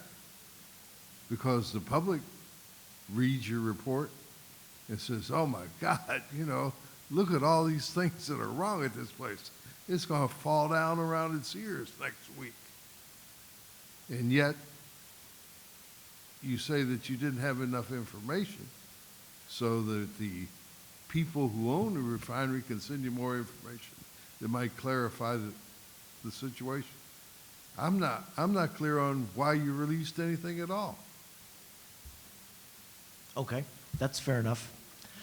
The reason that we did that, I think, let me back up. Ideally, as I said, we would not send a letter on Monday and then testify about it in public on the following Saturday. That's not normally the way that we do these things. But given the interest, given the fact that the public has demanded, or not demand, that the public deserves information as soon as we can provide it, we felt it was better to release the report, release the letter indicating what our findings were, and then try to explain the process. And I can see where people might say, well, are they or aren't they? But the fact of the matter is, we're going to have to get additional information before we can make a final compliance determination. Let me ask a question, because something doesn't require a lot. How often do you do these inspections? We try to inspect every couple of years. We have a schedule, and there are a couple of different parameters that we use, but we only have maybe 4 or 5 people to cover the entire region, which includes Arizona, Nevada, Hawaii, Pacific Islands. So it's a big, big area, lots of facilities. One of the specific reason we're working on, and I'm particularly working on, matter itself that you may have been involved in with Exide Petroleum, and not Exide Petroleum, Exide Battery, dealing with lead contamination. One of the big concerns there have been the absence itself of a permit for years and years and years that have been going on. If these people don't have a permit for this various hazardous waste, wouldn't we have known that in the prior inspections? I'm asking, I understand that that's not you don't issue the permits, but Mr. Nastri, do you know why this, because some of the stuff you're saying that it's been existing for more than a year. And if they do them every year, a couple of years, and we are going in regularly, and these are permits for these are very serious kind of hazardous waste material that we're talking about putting in the ground. And we didn't know anything about they not having a permit to be able to do this? So, Dr. Parker, the challenge is that each of the agencies has specific authority. The Resource Conservation Recovery Act, or RCRA, as Mr. Muir explained, is under the authority of the Department of Toxic Substances Control. we don't typically look at permitting for storage of the hazardous material unless there's a specific permit required. We would look at, like for instance, a valve that was necessary if there's control equipment. In this particular case, without having spoken with DTSC, my initial thoughts are this is something that we typically wouldn't have the jurisdiction or the authority or the knowledge, frankly, to look at this kind of particular piece of equipment from a air quality perspective. But what we can do is look at all of these preliminary findings that EPA has made, see where there is relevance with regards to our authority, and then we can take action where we do have that authority. So whether we do that through administrative action or some type of agreement that we entered into with PBF, or perhaps this is something that could be referred to an order of abatement through our hearing board, if again we have that authority. So there are certain areas that we will not be aware of, and again, from an investigative hearing perspective, that's what we're learning. We're going to hear about things that we have direct authority. We'll also hear about things that we don't have direct authority. And that's why it's so important that all of the partner agencies are here so that they can take action. Unfortunately, I'm not aware of anyone from DTSC that could speak to that very issue. But Dr. Parker, with regards to the preliminary findings that the agency has made, I would ask Dan if he could, in his experience, recount how many changes in types of these preliminary findings is he familiar with in his experience with regards to going to final? Yeah, thank you, Wayne. Yeah, let me make it clear, folks. We feel pretty confident about, we would not send a letter to the company over my boss's signature that we knew would become public if we didn't feel pretty confident about these findings. I guess maybe I'm overstressing the notion about the fact that these are preliminary findings, Dr. Burke, but again, I have great confidence in our inspectors. They did a very high-level job of the inspection. There may be a few counts that we drop, but I think overall the enforcement case that we have is strong, and we will proceed as we always do with making a final compliance determination. I wish I could sit up here and tell you it's going to happen next week, but I'd be derelict in my responsibility if I made that kind of promise. We're going to do what we need to do and make sure that we have a good airtight case, and then we'll proceed. Dr. Liu. Thank you. Wayne, if you could, I would like you to contact DTSC, make sure that they're aware of this report, and get any information you can about what the status is on the permit question and report back to us. If you have any problems or issues with that, I've got Barbara Lee's cell phone number, let me know. This just made me realize that as April 1st, today is, I've been doing this work for 27 years as of today. So I'm starting my 28th year tomorrow of doing this. I have read a lot of government reports in those 27 years. When I read your report, preliminary or not, it was one of the most disconcerting government reports I've ever read. Hold it. Look, I'm not doing this for applause. You guys should listen and give us more time to actually get to the substance of this.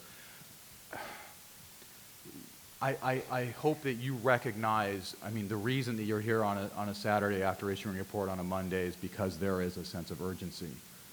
Your report, in addition to all the other things that we've been going over this morning, is requiring us to make a very important decision that's going to impact the safety of the community, the status of the economic status of the refinery, and a lot of other things. I guess in one question I have for you, I mean, is you do these as routinely, these inspections and these reports. In terms of preliminary findings on the scale of severity, how would you rank these preliminary determinations? It reads as it's very disconcerting and serious. Would you say that this is some of the more severe findings you found? I would say that this facility definitely has some problems. On a scale of 1 to 10, if you're going to say 1 is a model facility and 10 is the worst facility, that's, you know, you've got to go in and red tag it and shut it down.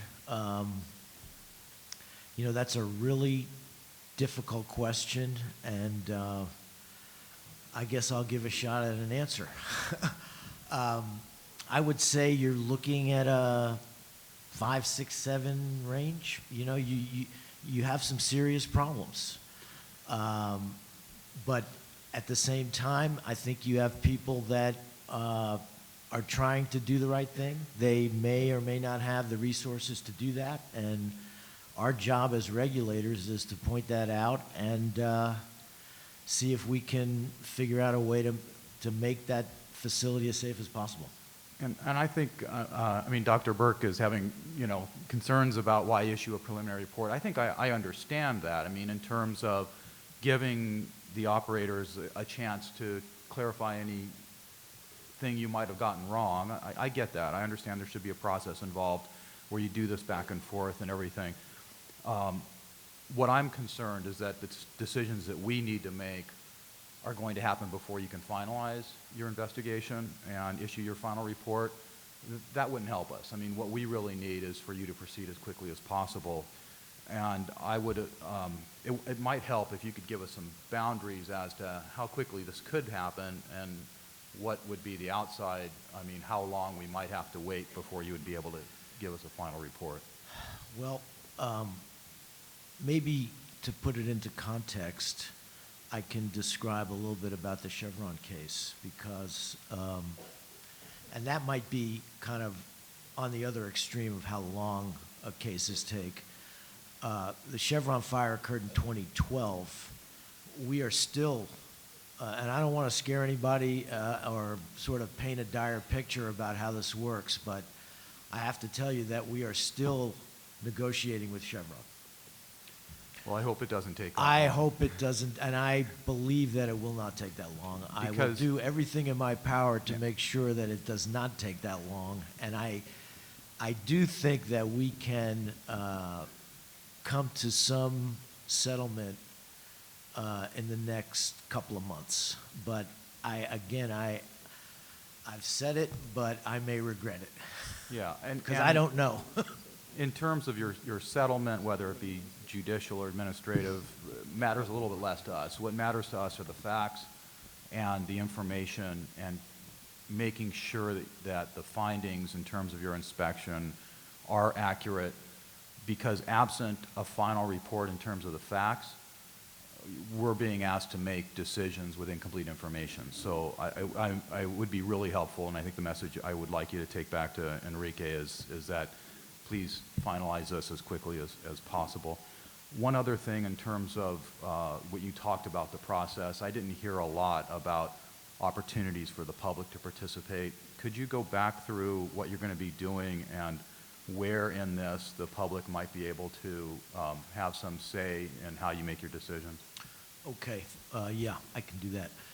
So, unfortunately, our enforcement process does not include public participation unless there is a consent decree that we go judicial, we reach a consent decree, and there's an opportunity, there's a public comment period before that is entered and lodged.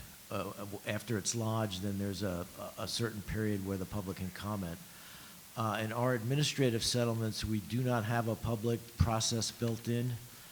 What I will commit to everyone here and anybody who's listening is that the injunctive relief that we seek, which means the corrections to the operations of the refinery, we will make that our highest priority. And we won't worry so much about the penalty phase, because I think what the community needs is to know that the refinery is operating as safely as possible. I would assume that if the public did have comments on the preliminary findings, they could send them to you. Oh, absolutely. Thank Absolutely. If anybody has questions or comments about our letter, please contact us, and we will do everything we can to explain what we're doing, how we're doing it, why we're doing it. I'm asked to make sure that we move along because we're respecting everyone's else time. Dr. Burke, I think, has a ending question, and then we'll move on to our next speaker. Mr. Nastri, you say that there are legislative gaps between authority to regulate this. Is that what you said? We currently do not have the ability as a staff to issue what's called the imminent substantial endangerment authority. That's the regulatory gap that we're looking for the legislation. Well, then what we need to do is go ask for that from the legislature. We have Assemblywoman Christine Garcia, who's authored that legislation, and it goes to committee in the next week or so. That's great. And to my friend at the EPA, my heart bleeds for you, you know, because I know the process. When Wayne was at EPA, I used to love it because he could explain to me in small words what was going on there. But be assured that this agency is going to be moving forward. And we're going to be moving forward based on the information that we have. And the information we have is the letter that you have distributed already. So if you get to the finish line before we have to move, I will welcome that information. But I don't want you to think that AQMD is going to slow down waiting for you guys to get what you think you need. Oh, absolutely not. Thank you. Thank you. Go. Our next speaker is Wayne Keno with the Bay Area Air Quality Management District. Thank you, Wayne. Thank you, Wayne. Is this thing on? Thank you, Wayne. Good morning. I'm Wayne Keno. I'm with the Bay Area Air Quality Management District. I'm the Director of Compliance and Enforcement, and thank you for having me here today. This presentation was agendized as lessons learned how to prevent major refinery incidents. Well, we're an air district, just like the South Coast. We're a regulatory agency. We have the authority in air for air quality for refineries, and we don't really have the knowledge or the authority to tell the refinery how to operate safely. Having said that, I'll be presenting how the district, the air district, designs our programs, how we work with other regulatory agencies to design programs to influence major refinery incidents or the prevention of major refinery incidents. My presentation is sort of building on the state's presentation by Paul Penn and Michael Benjamin. So I'm going to present a little bit of background information. You know, I'll be talking about the Chevron incident. You've been talking about that all morning. I'll show you some photos, talk about our investigation. I'm going to talk about the meat of the program is in the district programs themselves, and I'll be answering questions. So the Chevron refinery that we have, in August 6, 2012, they had a fire that damaged portions of the number 4 crude unit and a cooling tower, water cooling tower. Even though it's called a 4 crude unit, there's only 1 crude unit in this particular facility. So Chevron itself, if you look at that, it's in Richmond, California. That sort of outline of it. It's about, I think it's about 3,000 acres. And if you look at, there's a little yellow portion outlined in the middle of that red outline. That's where the crude unit is, and the crude unit is shown on the right. So this is the incident. If you see it started, that white cloud is not steam, that's vapor. And it ignited, and if you can see the sequence of events that happened for this particular fire. This rather dramatic picture, the Richmond fire chief had pulled up on the scene. Chevron was fighting the fire already. And this is the photo he snapped and it shows the magnitude of what was happening in the facility itself. And if you see on the left, there's this fire truck that's in the view there, that Chevron fire truck. That thing was burnt down to the ground and got caught up in the fire. So if you look at this picture was shown, I think, by the state. Paul Penn had showed some of this photo. It's the damage that happened, and what it was a pipe corrosion. It's called sulfidation. It's a damage mechanism that caused the thinning of the pipe, and the root cause was the piping itself, the metallurgy of the piping, the cause of the incident. They hadn't been paying attention to the metallurgy. Over time, the walls thinned and it caused a rupture, and which caused that huge fire.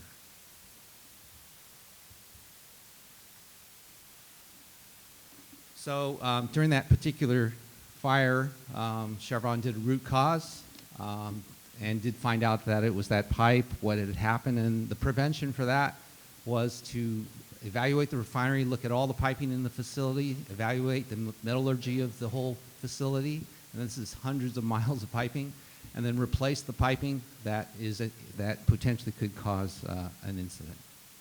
So if you look at this next slide, this is really where the meat of my presentation is that how can an air district influence any of this? You know, we're not safety experts. We don't, we don't have direct knowledge.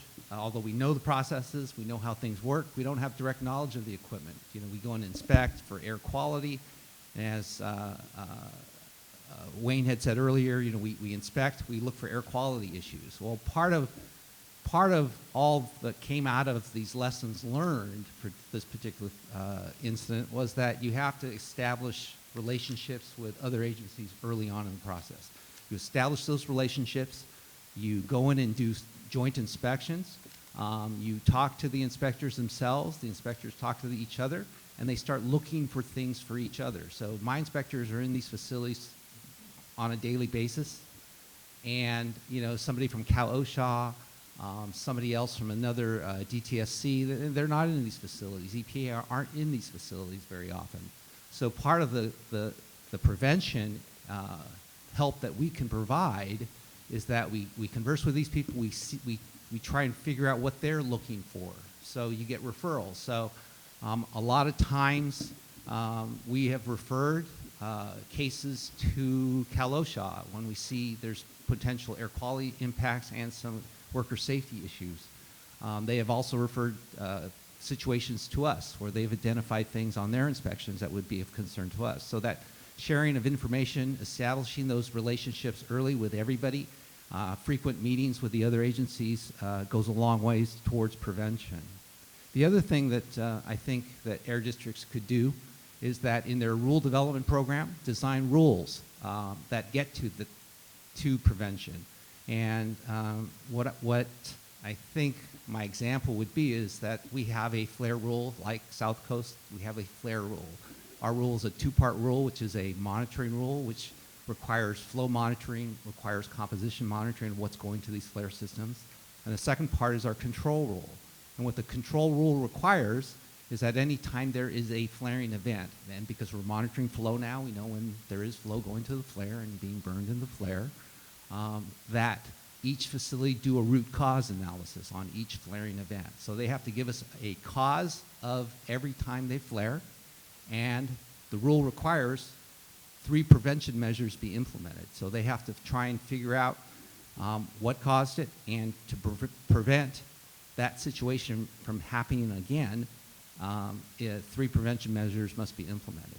So what that does is that provides a continuous improvement mechanism in our rules, which is extremely important.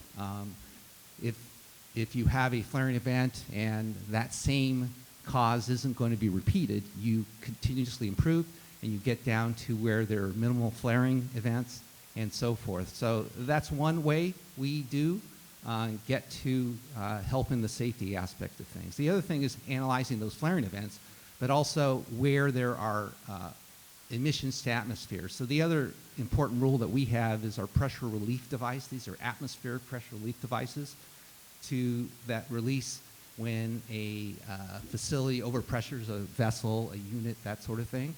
And what we require is that any atmospheric pressure relief device be monitored constantly.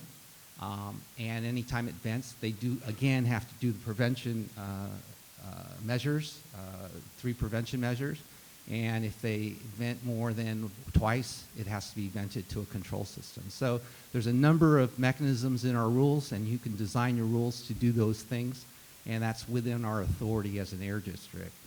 The other thing is a very robust enforcement inspection program, and I discussed earlier about the joint inspections and about having somebody in those facilities and familiar with those facilities, and you have to work with the facilities. You go in, you understand their processes, you have those same people going in on both the engineering side and the inspection side, and understand and look for issues that come up. You change personnel often also, so that you get a fresh look at these facilities and no one becomes quite familiar with those facilities.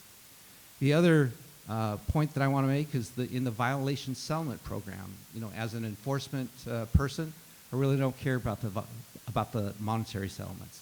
That's for our legal people to figure out. What I concentrate, again, is on cause and prevention. So we don't settle violations until we have a cause and some prevention that it doesn't happen again. If the violations aren't remedied, we believe they're in constant violation, continuous violation, and we won't even forward those violations to our legal department for settlement until we get that remedied. So that's pretty simplistic, but I'm kind of a simple guy, and that's how we deal with things. And I think it's really one of the most common sense ways to deal with these kinds of issues. So just to summarize what I'm trying to say is that you establish working relationships early with other agencies. You figure out what they're looking for, because they can't be in there all the time and you can't either, so that you can share information and share what they observe, what potentially, and they understand what you're looking for and you understand what they're looking for on their side of the shops. You design regulatory programs to promote continuous improvement and find root cause. And finally, I think that everything, any sort of air emission or any sort of safety in the community, has to be shared with the community. We do a lot of public meetings, and both on the rule development side. As we're in a case on enforcement and inspection, we don't do public meetings. Those are case development until the conclusion of the case. And in most cases that are major, communities demand that we come out and inform them about what has happened or what we have come as far as our settlements are concerned. And again, people try to focus on the settlements, the monetary settlements, and I don't. I want to look at the prevention of that. And that's it. I'd be happy to answer any questions. Thank you very much. I have one question that I know today the 2 HF refineries are here in our district.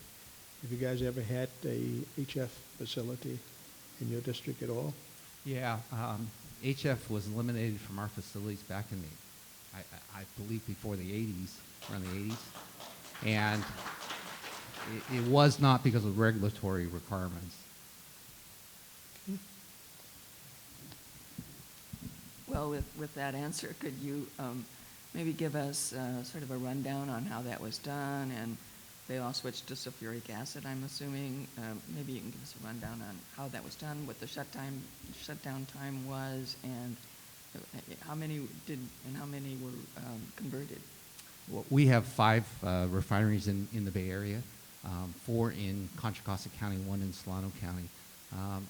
I don't believe all of them had used HF acid. HF. If back in the 80s, it's a little difficult, early 80s. I'm thinking because of the age of the facilities, we're looking at probably 3 out of the 5 may have. I know 2 did. But I think that was having to do with elimination of process safety issues, worker safety, that the facilities did themselves. And can you do you know, and if you don't, what the process was, how long they had to shut down during the conversion, et cetera? You don't, maybe you don't know No, I those don't. details. Yeah, Okay. that detail. But they would be known, they could be discovered. Sure. Yes, okay, thank you. Any further questions? Thank you very much for coming. Dr. Parker, our next speaker is Dr. Tisopoulos, and he'll review the Norton study, which was conducted as an evaluation of the alkylation technology. Dr. Tisopoulos? Thank you, Mr. Nastri. Good morning, everyone. So as Mr. Nastri indicated, in 2016, following the incident with ExxonMobil's electrostatic precipitator, and in response to the concerns expressed by the community, the South Coast Air Quality Management District did commission Norton Engineering Consultants to conduct an independent study and evaluate potential viable, commercially available alternatives to the HF alkylation process. So my presentation today will focus in summarizing the findings of that study. But first, what is alkylation? So alkylation is a process where many refineries here in the United States, as well as elsewhere in the world, utilize to produce alkylates. And the alkylate basically, essentially, is alkylation is a process where light olefins and paraffins, light molecular hydrocarbons, do get combined in the presence of a catalyst to produce octane, which is a chemical compound that has 8 carbons. And it's an essential ingredient of our modern gasoline formulations, and it helps improving the emission characteristics of gasoline and helps reduce the premium levels, US EPA and CARB-compliant gasolines, and improves also the drivability aspect of our vehicles. And there are typically 2 processes that are being utilized today in the United States to produce alkylates: the sulfuric acid-based process and the hydrofluoric acid-based process. And they're roughly split 50-50 between those 2 processes when you look at all the refineries available. But if you look at the trends of the last couple of decades, most of the new installations, practically all the new installations have been on the sulfuric acid side. So hydrofluoric or HF acid is an extremely hazardous material. And if it comes in contact with human contact, it can lead to severe burns of the skin and of the lungs if not treated. And certainly it can result also in deaths under certain conditions. It has, relatively speaking, low boiling point and high aerosolization potential, which can then form an aerosol cloud that can be transported with the prevailing winds. The modified hydrochloric acid alkylation is the process that is being utilized by our 2 refineries here, PDF and Valero, whereby they use an additive to suppress some of the aerosolization potential of the HF. So the technology, the alkylation technology study that Norton Engineering Consultants were commissioned to analyze had a limited scope. Basically, we asked them to look at the commercially valuable alternatives, the efficiency and effectiveness of those alternatives, any potentials with respect to the chemical hazards, environmental impacts, any transportation and storage related issues, and certainly we asked them to cost out the transition costs that would be associated with those processes to the extent that information was available. So the specific technologies that the study focused on was MHF, the modified HF as a reference point, the sulfuric acid alkylation, the solid acid alkylation, as well as the ionic liquid alkylation, which are 2 emerging technologies. We would also ask them to look into the fixed bed slurry catalyst and soluble catalyst alkylation processes. Unfortunately, these processes did not go beyond the pilot scale, so there wasn't much information provided on those processes. So my subsequent slides will focus basically on the first four technologies. So the HF alkylation technology is a very old technology. It has been used since the 1940s. With the modified HF or MHF, as I mentioned earlier, an additive is being used to suppress the aerosolization potential of HF, make it a little bit safer. Roughly 48 units in the United States do operate roughly 50%, as I said earlier, HF units. One of the advantages of the HF system is it's very efficient in producing alkylates or octanes, and also in comparison to the sulfuric acid alkylation that I'm going to talk about in my subsequent slides, they use a lot less, it requires a lot less acid to be used as a catalyst, which is being transported to the facility and typically it requires roughly 3 to 4 track trips per month. The HF, of course, is a highly hazardous chemical. It is in the hazardous chemicals list of EPA, and as such, it requires the submittal of approved risk management plans that Mr. Mir talked about in his presentation. Because HF is a very dangerous chemical, it does require the employment of very sophisticated mitigation measures, a suite of mitigation measures. And some of those measures that are being utilized, in fact, a combination of those that are being utilized include sophisticated HF monitoring systems, some of them optical, some of them stationary. It does require, they often utilize the color changing paints. They do utilize water deluge system in the event there is a leak to basically absorb and contain that leak within the facility perimeter. It also, they also employ measures such as rapid acid transfer and block valves that will contain and limit this physical location of the leak where it's happening and hence minimize the potential HF that can be released by the facility.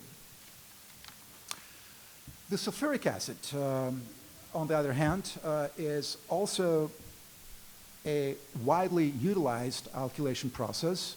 It's by far the most mature alternative.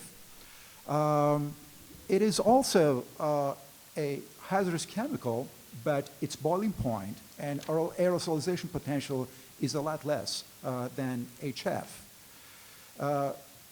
One differences between the two alkylation processes is that it does necessitate a lot higher volume of sulfuric acid to be utilized in this particular process in comparison to the HF alkylation process. And typically, the sulfuric acid being transported, both the fresh one as well as the spent one, is being transported back and forth between the supplier and the facility itself through trucks. And typically, the tracking associated with the sulfuric acid is 300 to 400 times, sometimes even higher, greater than the HF process. So in this particular case, for a facility with an alkylation potential of 25,000 barrels, such as the one that the Torrance facility is operating under, will necessitate close to 1,300 track trips per month. So there are some transportation risks associated with it. One way of minimizing those risks is to regenerate sulfuric acid within the facility, and 4 out of 6 facilities operate under the sulfuric acid alkylation process here in our basin, and one of them do utilize that technique.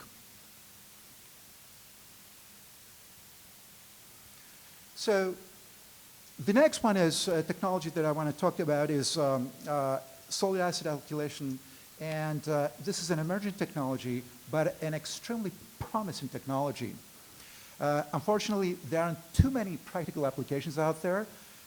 There is one installation in China, and it's slightly more than a year old. So we don't have a lot of information on the technology.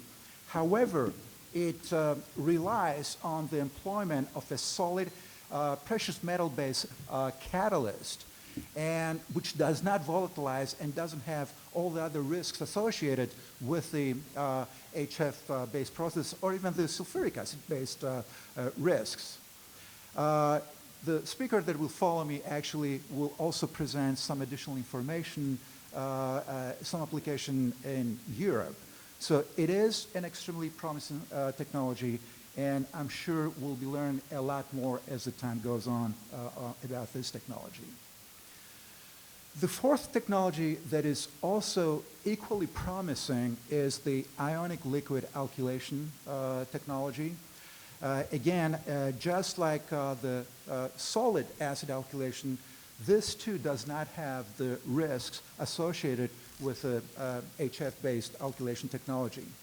Very few applications on this technology, but subsequent to the completion of our analysis of our study and release of our study to the public, there was a press release by the vendor of the technology. So I have one slide that I'm going to talk about a little bit more about this technology later.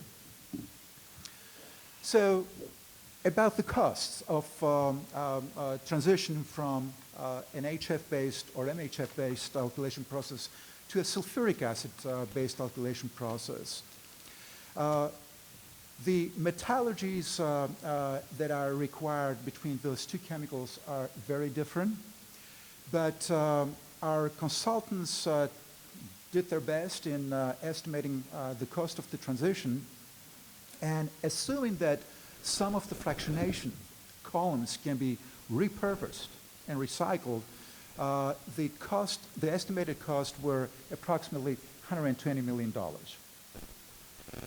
These costs for a 25,000 barrel capacity, such as the one that is being utilized by PBF. These costs do not include the sulfuric acid regeneration capacity. If that would be part of the investment, part of the capital investment, that would add another $45 million. These are an order of magnitude cost estimates.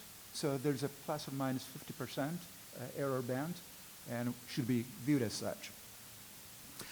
With respect to the solid acid alkylation, we asked them to also provide us with a cost estimate on that, and they were having the hardest time in doing so because there's not much information out there in literature that you can rely on.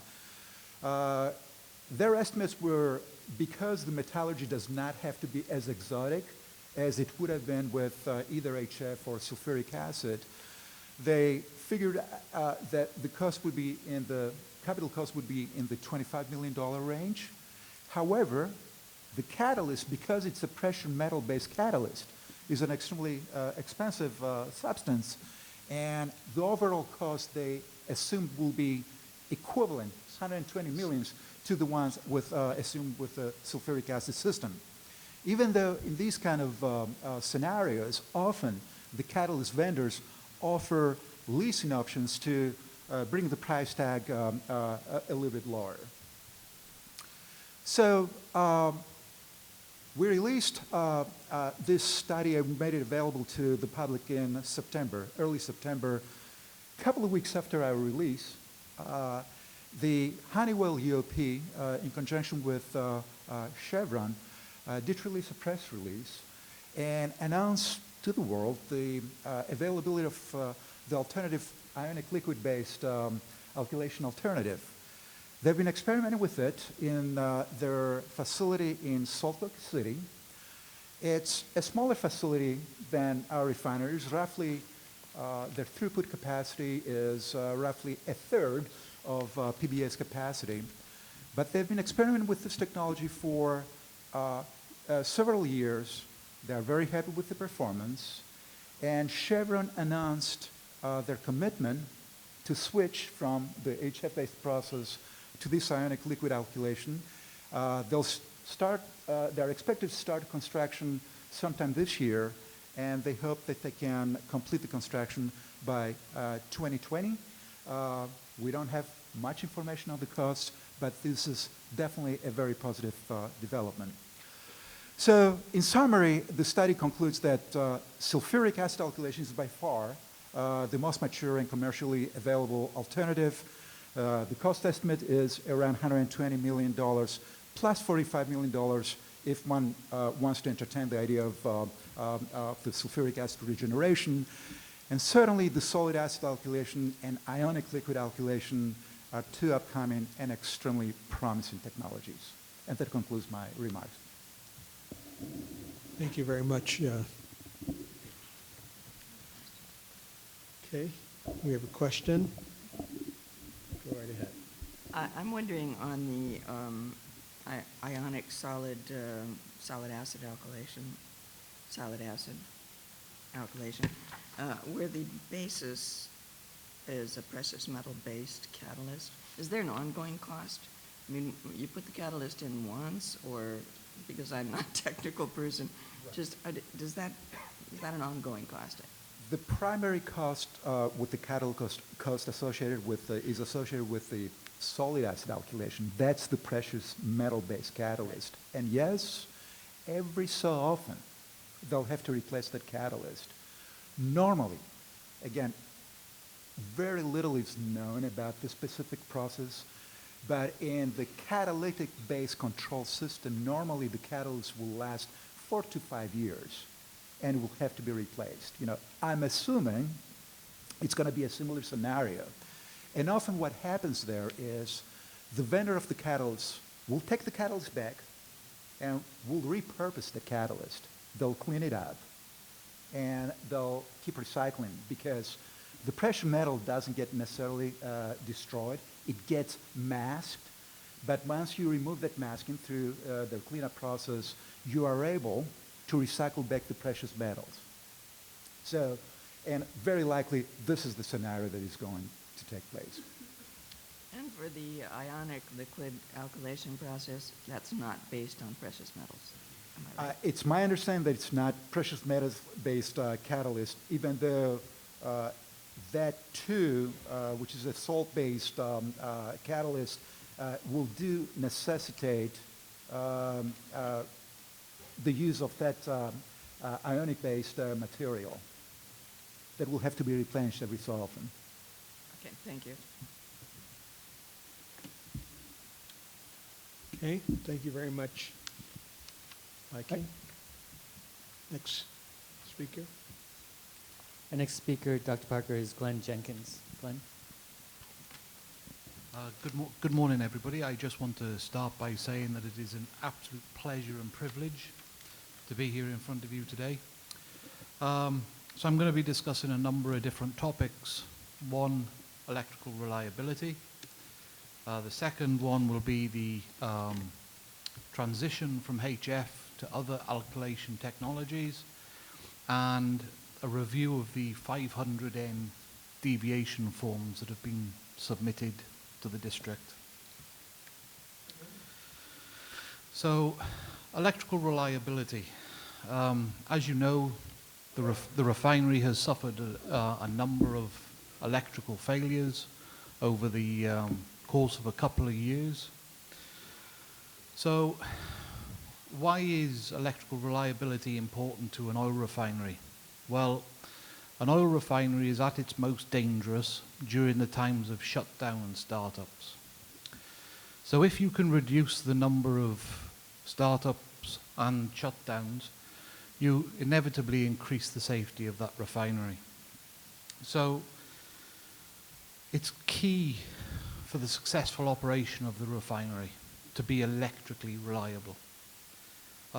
It reduces unplanned flaring events, it increases the profitability of the refinery, and it also improves how the general public view that refinery.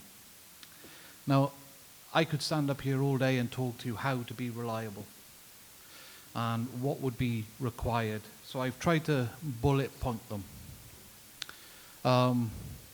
Proactive versus reactive maintenance approaches, understanding the refinery equipment and the different systems fully, the correct maintenance program based on the criticality, ensure that the people are trained on what to do in the event of a process upset.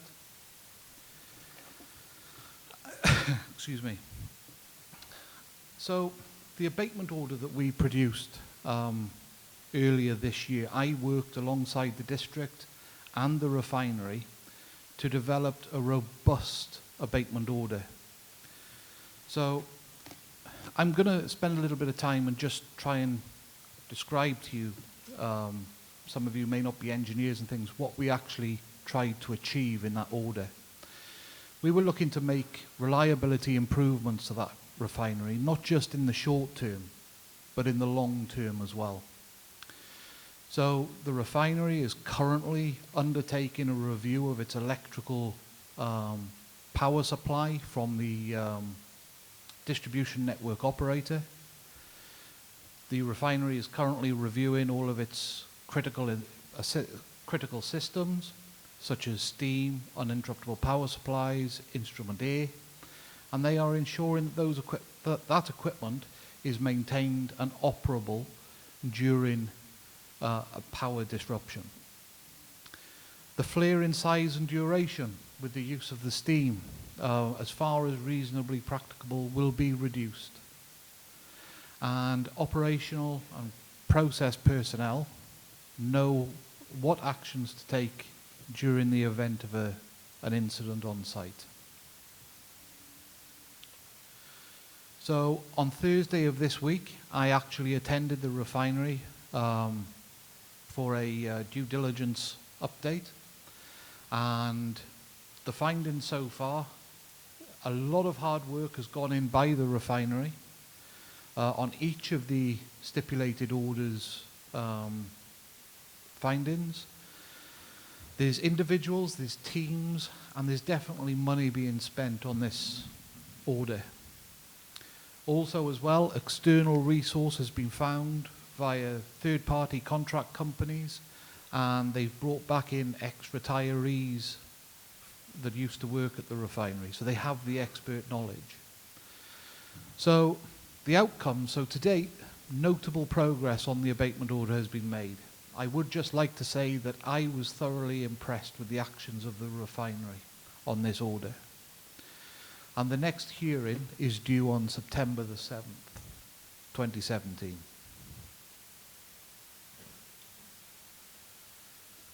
So now I'm going to move on to the second of my third topic, which is the transition from HF to other alkylation technologies.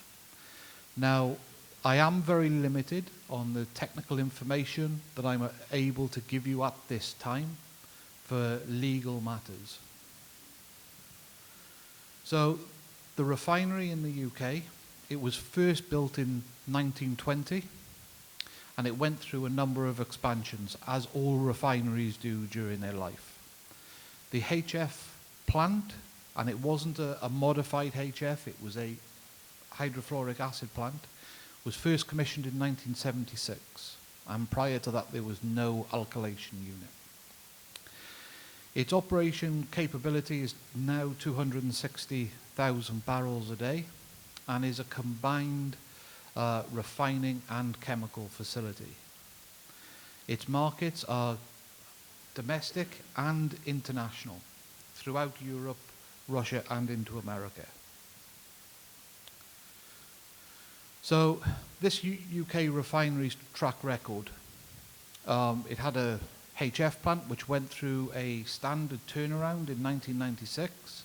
It was given a clean health by the refinery, the Health and Safety Executive of the United Kingdom, which is equivalent to your OSHA, and by our environmental agency, your Environmental Protection Agency.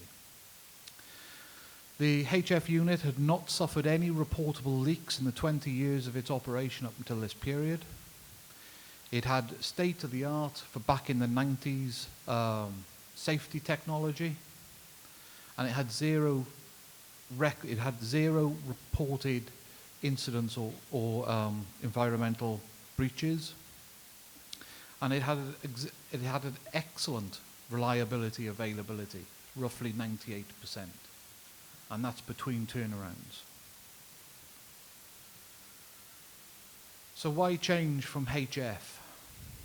So this refinery is very much like the Torrance refinery. It is bordered by houses. But there was a number of other key features. The turnaround frequency of every 4 or 5 years didn't really sit in with the UK methodology of turnarounds for refineries. We're now turning our refineries around every 8, 9 years. Upgrading current legislation and current safety expectations. And also energy efficiency. Market forces was a big driver. As some of you may know, there's been a big drive in Europe to change from gasoline to diesels. There's also technology progresses. And there was also, as there are here, a number of local community interested parties. Also as well in the UK, we have risk assessment or risk management, which also has to take into account social assessments. How you operate your plant is going to operate the local communities. So from what I have learned, the main reasons were to safeguard the workforce and local community. The refinery is bordered and people work within the refinery, and it totals around 20,000 people.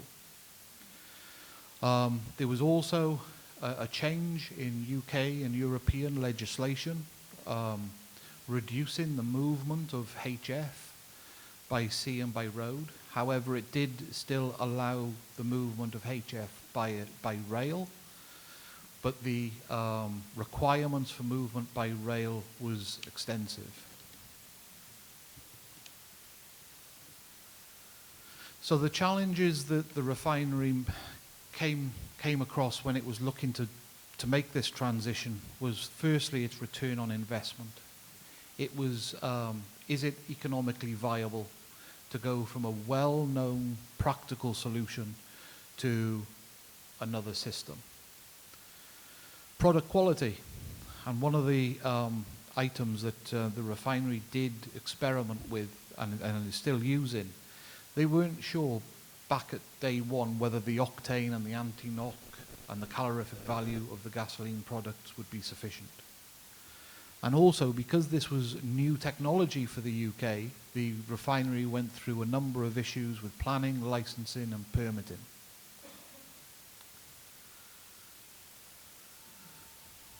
So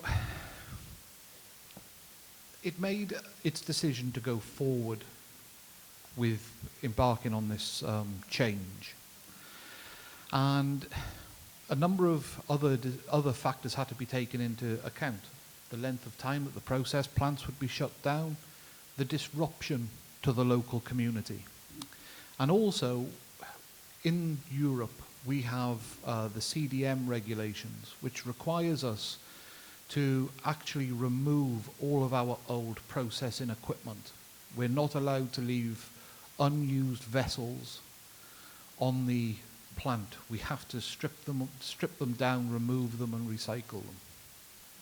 And this all added cost to the overall project. Excuse me. So this UK refinery went forward with two solutions. It had process one, which was the known sulfuric acid, and it conducted a large, expensive experiment on solid acid catalyst. Both trains have been operating successfully, and the methodology that they used to come on stream was process one, the sulfur process came on first, followed 3 years later by the solid acid catalyst. And that was to allow both processes to bed in and become fully operable. Currently, the refinery is looking to expand its solid acid catalyst processing unit so that its throughput is 29,000 barrels per day. Once that is complete and operable, they are looking to mothball and remove process 1, which is the sulfur solution. And as you can see from that graph, that table, sorry, there are a number of advantages and disadvantages to changing from HF or modified HF to different technologies. Now, these are actual advantages that have been identified by the refinery.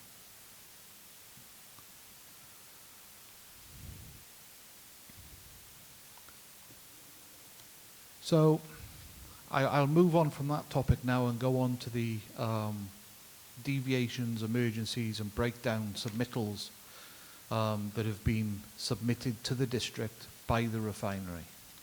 So I have reviewed 92 submitted forms going back the 9th of the 1st, 2015 to the present date. And I have categorized them as follows: equipment integrity, pipeline leaks, flange splits, process control deviations where the process control has had an upset and caused an environmental or emergency issue, electrical power failure, and that's internal and external to the facility, maintenance management, environmental compliance, so that's where the SEMS equipment, the continuous environmental monitoring system, was either offline or not reporting correctly, fires, and then instrument A. So looking at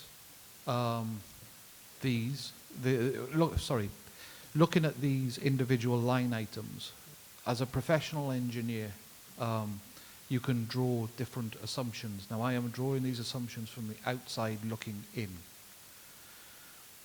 By far, the highest issue is with equipment integrity, such as leaks. And as we've already heard today from one of the previous speakers, was another incident where the metallurgy of a pipeline wasn't correctly being evaluated. And this is exactly the same problem that is being seen here at this refinery.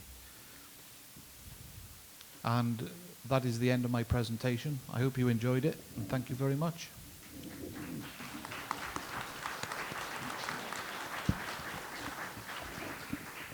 Thank you very much, Glenn. Glenn, I have a couple of questions. Are you aware of any petroleum refineries in your career and studies that is as close to an urban area as this particular refinery is anywhere? So there are other refineries around the world that are as close to residential areas, but I do believe that California is unique. And this refinery, with the volume of people it has around the refinery. But there are others in other countries, but without the volume of population. Do they currently use HF? They do use modified HF or sulfur, or the sulfuric acid solution, but the majority use MHF. Are they developed or developing countries? Both.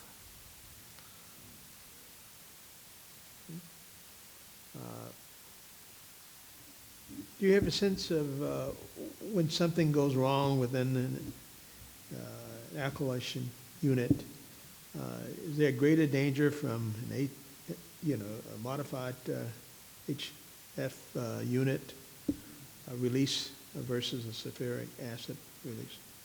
So I have currently been investigating this myself, and there is very little information out there on the differences. However, what I can conclude is that the aftercare of a sulfuric acid burn is a lot less than a HF burn, because HF attacks calcium, and it can actually attack the bones. So once it's gone through the skin, and it will actually then start to attack the bone, where sulfuric acid tends to sit more on the skin. But in the way of answering your question, there currently isn't enough information out there. Questions by any of my other colleagues? Just, so the solid acid alkylation unit that was converted in Great Britain, Correct. I'm going to assume that was pretty successful. It was, and it was conducted, I can tell you it was conducted under a joint venture, and it was extremely successful. Because your report says they're going to shut down the sulfuric acid part of that and convert entirely to the solid acid alkylation. That is correct, yep. And does that plant compare with the number of barrels per day they would have to do at the PBF refinery, which is 25,000 barrels a day for alkylation? Does it compare with that? It's, so the gasoline production of this refinery is 26,000 barrels per day, so it does compare. Okay, that was my question. And are you aware of any other refineries that have converted from HF to any other method, anywhere in the world, I guess, and how that was done? Yeah, so across Europe, a large number of the refineries have moved from HF to the sulfuric acid system. And of course in America, a number have, but in the rest of the world, it's a lot slower progress, yeah. Okay, thank you. Thank you again. Do you have a question, Bill? Well,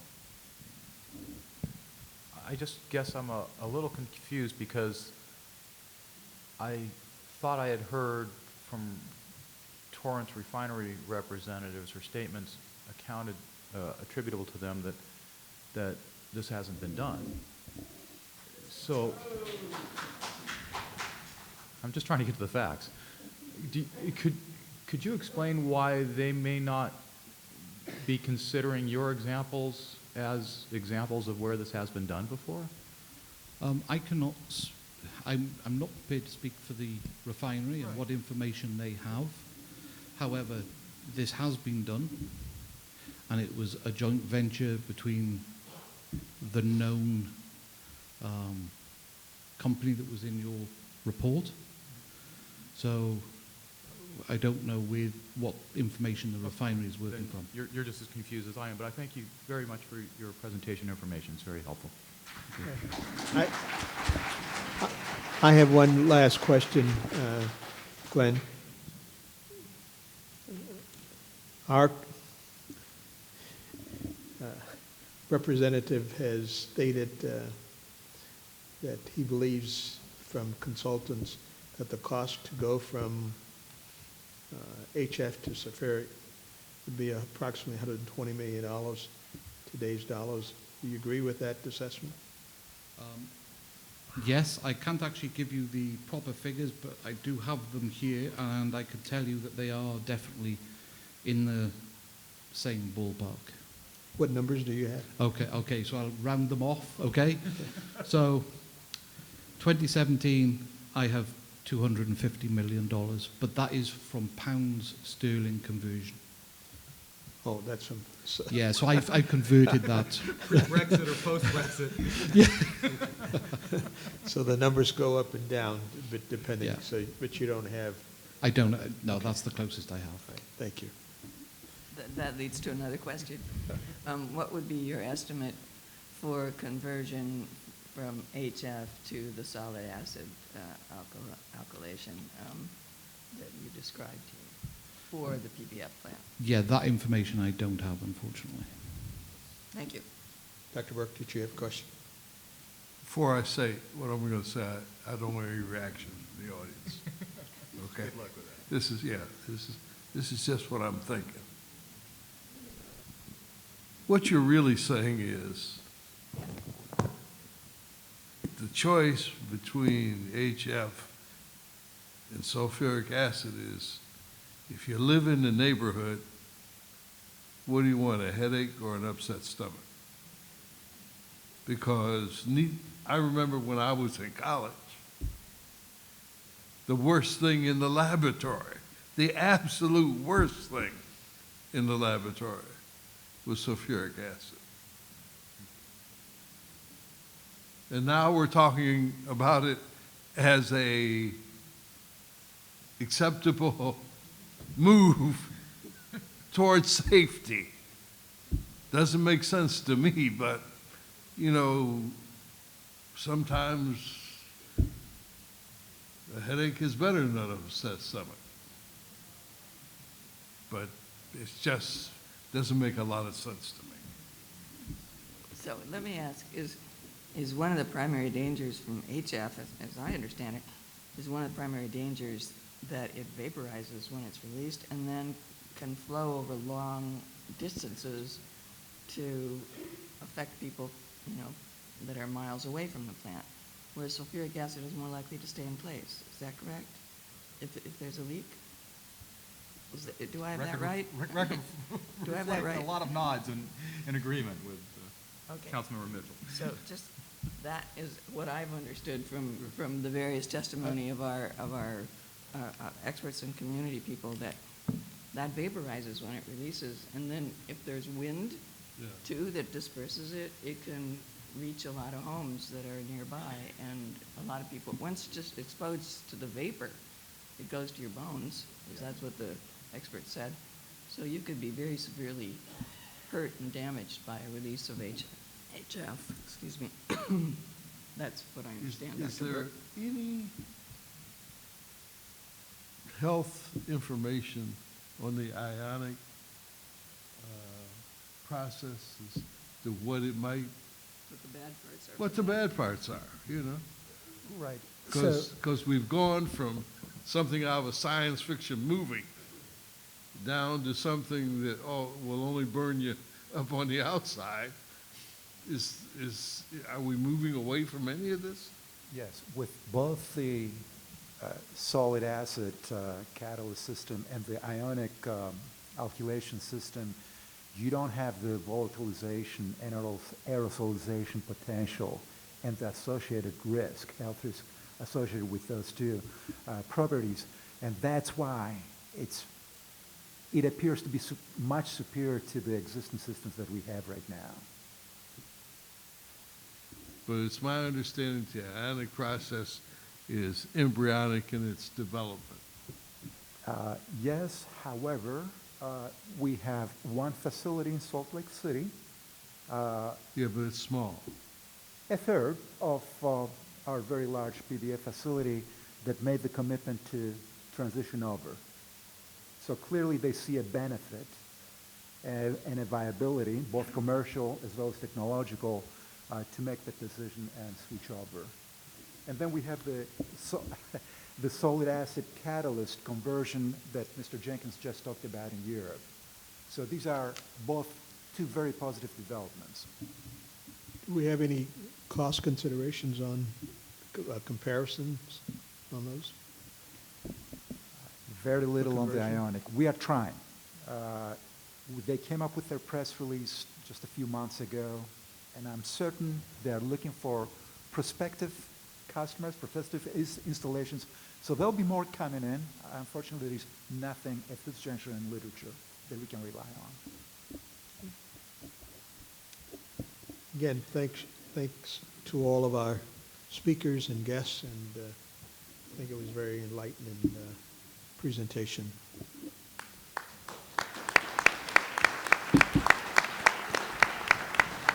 Thank you, Dr. Parker. Thank you, panelists.